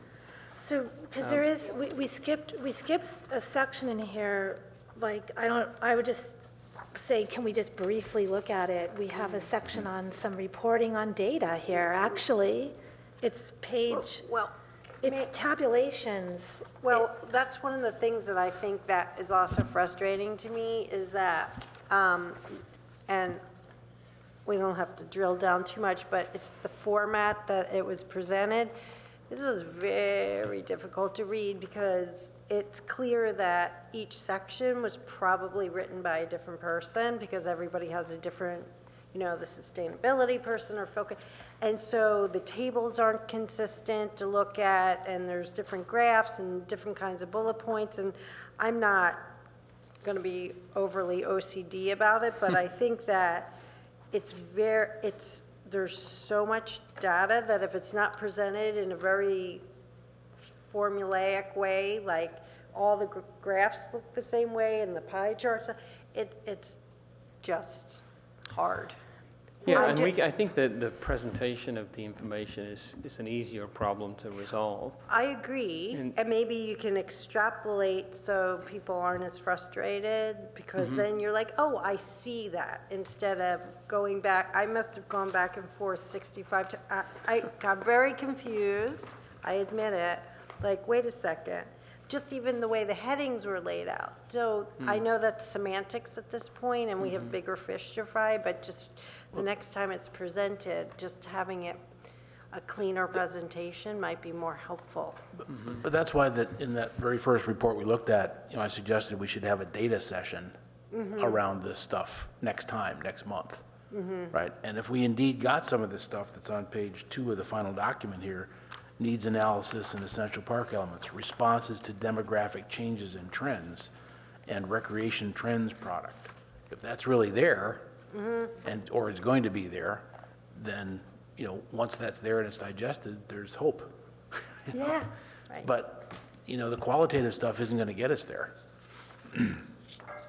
Well, yeah, but just responding to this report, when I look at page 14 under community workshop summary, I see things missing that I know came up at the intercepts. I'm not seeing a lot about gyms here. Maybe I'm missing it. This particular document was a summary of the 3 workshops that we held in October. I went to 2 of the 3. I was there, and I'm not seeing badminton, ping pong. Ping pong came up strongly in one of them as like a youth. Okay, well, let's focus here. I mean, so I don't know what to make of it when I don't see things that why isn't it here? Under recreation. Well, ping pong tables is on page 15. Okay. and I think right now we don't want to be. But we don't. Okay. Well, yeah. We don't want to get into The problem I have is that I agree that a lot of these points are important, but also we could be here till midnight. I think what we need to do is, I think Ed is right in that we need to look at what data is going to be delivered. And so I think for next month it'd be very good if we say, these are the pieces of hard data that's going to be delivered, and where are they coming from? Are they coming from surveys? Are they coming from the city? What is the purpose? Yeah. And see, with that data, do we believe that it's going to give us actionable results for the council? And if we can't, if we're just giving the council a bunch of qualitative statements, they don't say, how would you spend our money? So I think we need to be able to look at the data next month and be able to say that will be sufficient or that won't be sufficient. Ed, do you want to say anything? I think that's exactly what we need to do, yeah. And And- we'll do a gaps analysis of the data. That's- To see if we need any other data sources. Okay, so that will go for next month. Okay. Apart from Yeah. data, do you have any more comments or questions? No, I was just thinking about between now and next month, does it make any sense for a commission or two to work with staff on this question of data? So as we think about how to present that next month, because we want to present something that makes sense to you all and that we don't, just hear more of, sort of, it's a problem. But perhaps that's something we can do after the next month. If we really do recognize that there's more work that needs to be done, then we have an ad hoc committee that works on it. I don't know. We'd talked about doing an ad hoc before, but I think it came down that everyone was interested. I know. And we thought this was crucial, so we wanted to keep it out of ad hoc just because we wanted to be all in the loop. I think that's right. So, So I think if I may, what I think would be productive is to, as Ed suggested, kind of resurface some of the products that came before, because I do think, as Rob said, it's just been rolling in very piecemeal and it's hard to see the big picture. And I think another layer of synthesis of all of the pieces that we've done and the stuff that's pending, and kind of repackage that in the framework of these needs and opportunities and challenges and goals and objectives. Because again, I think I recognize and I agree with you that this middle piece is very unclear at this point. So I think doing a little bit more work around that, and maybe that's what we can look at as a group next month, and then, decide if we're ready to get to project list and recommendations after that. And I think, we could talk about, but I think it will be important to articulate kind of what these data pieces are that were scoped and what has been delivered and what's pending, and whether or not that meets your and council's objectives for data, because if not, that's a bigger problem. I wonder And if it would also- help us, sorry. one more thing. Go on. Ed cited this last section that had 2 pages that summarize what will be delivered. That would be, add some meat onto that would be good, because we really want a good description of what are we going to be delivering to council. Yeah, and this is an engineering project. We're delivering quality, we're not solving for the timeline, right? We can't go to an artificial timeline if it's not ready to go. We can't release it. And I think if data is delivered but it's incomplete, like for instance, you said the survey piece was missing, that's important for us to know. So I almost feel like if a section is inadequately supported with enough information, that we shouldn't even almost talk about it. There's so much to dive through. To your point, Ed, like we shouldn't set a false date just to hit the date if we're not going to have the right result. Okay. I just want to, do you think it's going to be helpful if we actually read a report you did for another city? Yeah, actually, that occurred to me earlier tonight. Did we If do that could- last? Did you send us some? I'm sorry. Yeah, we could Okay, send you some. Last meeting, we gave 3 samples. It's in that plan outline. I'll go back to those. I do remember reading them at the time, but I forgot. Yeah, I think they went okay. out with a memo we sent you in November, December, but we could recirculate that, because That I think that does- would be very helpful. I'll go back and look at those. I think that does help.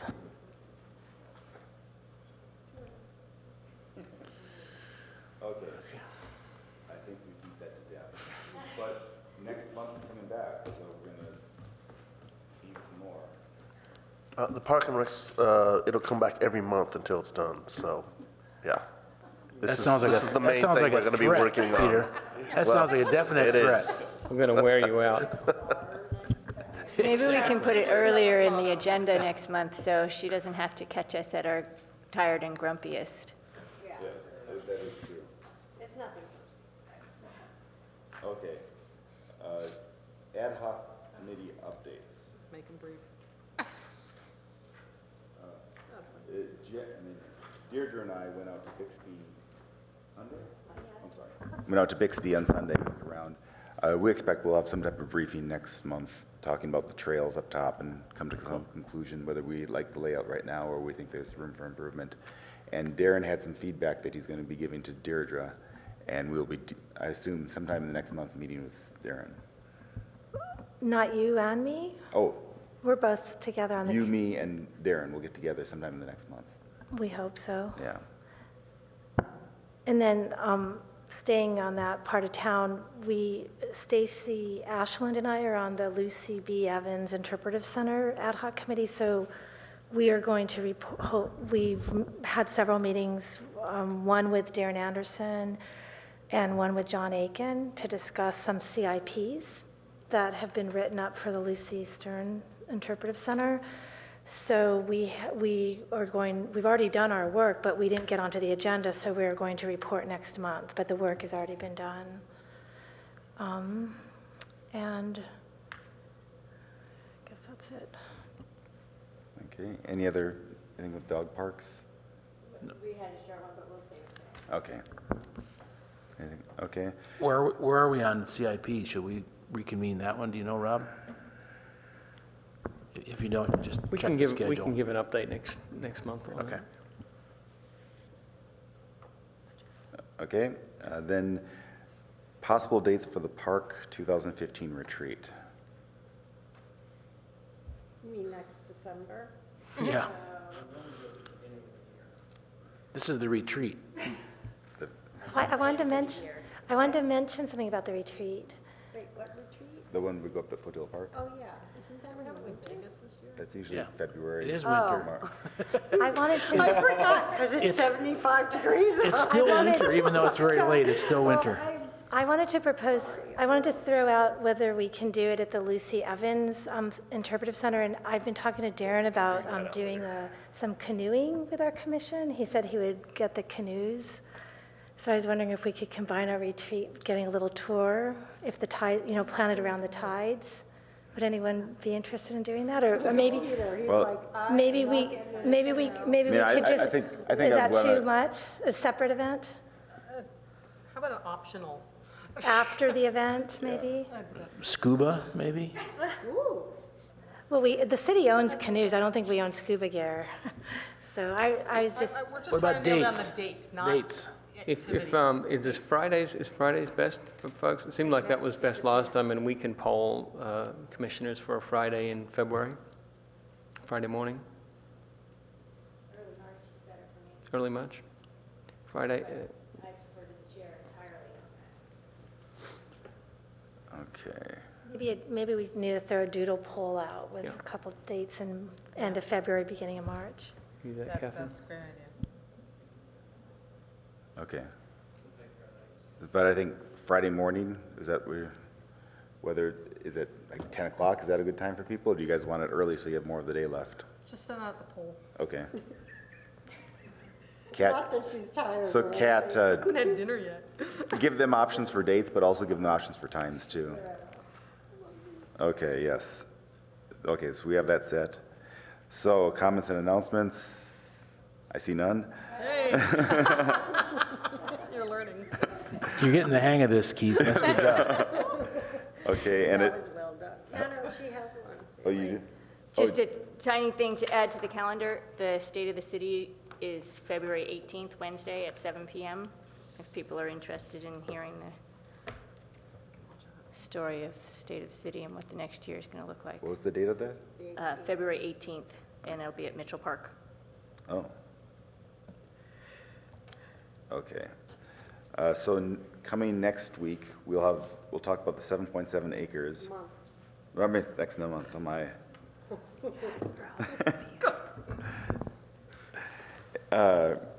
7.7 acres, particularly we want to talk about Actera, public access.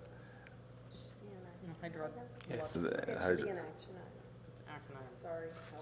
Yes, action item. And The hydrological study. Okay. And we are deciding whether, I want to polish this a little more.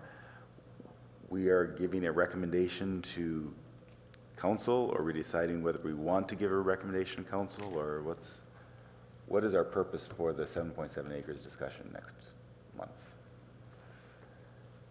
It will be a recommendation. So what staff will do is try and, given today's comments, right, and another staff report with sort of a staff recommendation, given the feedback that we've received, we'll list it as an action item, and then you can discuss it next month.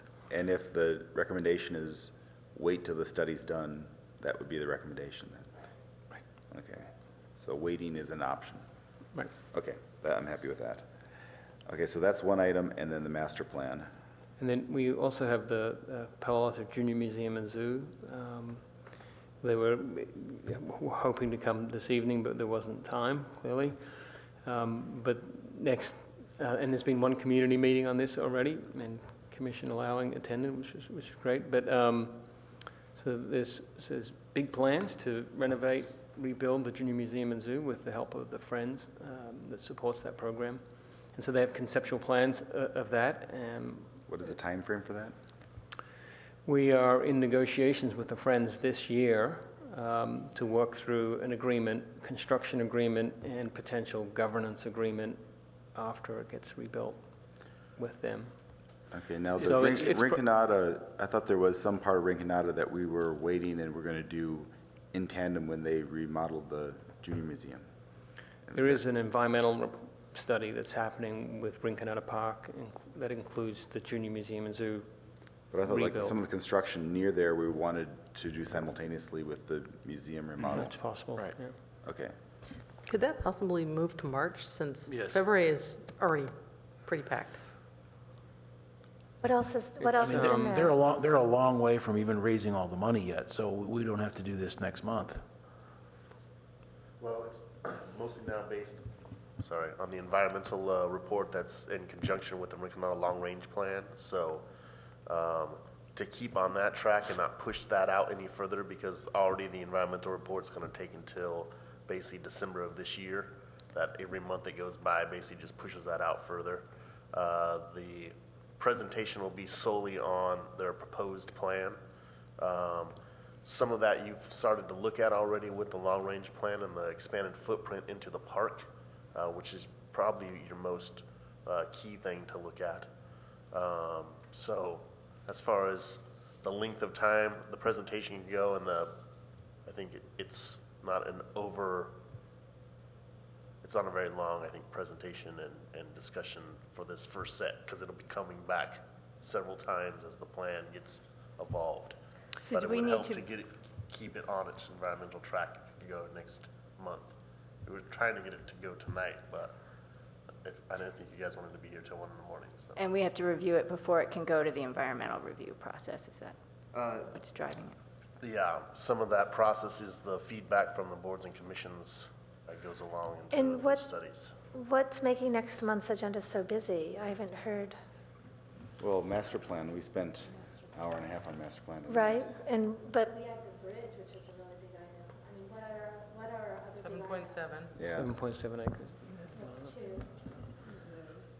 If But- people could be briefer in their comments, it would go smoother, but It hurt us we can't always tonight. count on that. Tonight we had a half hour worth of consumer content too. We're normally out of here by 10. This is later than usual, but we haven't had a late meeting in a long I time. mean, my inclination would be to try to do that, and if something pops up in the next month when we make the agenda, we'll push it off a month. But let's strive for it right now, and we can examine the final agenda and see if. Having seen the presentation that we're going to get, I do agree that it's pretty short, and we won't have as much public comment as they did, so. I was also interested in getting someone to report to us on the Measure E parcel, Oh, yeah. where it stands. It could be pushed out, but it'd be nice to hear back. There were a lot of decisions that were made on that in the last couple We have months. someone ready to come, so we'll put it on the list, February or March. Again, because it is affecting parkland. Okay. I think- Is that it? Or do you have any more?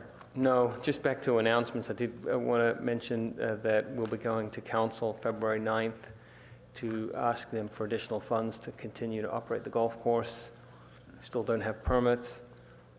We're inching along, making progress. Mostly it's in the hands of senior engineer Joe Teresi, working with the regulatory agencies, but we don't have them in hand yet, and we had budget to fund the golf course until the end of February.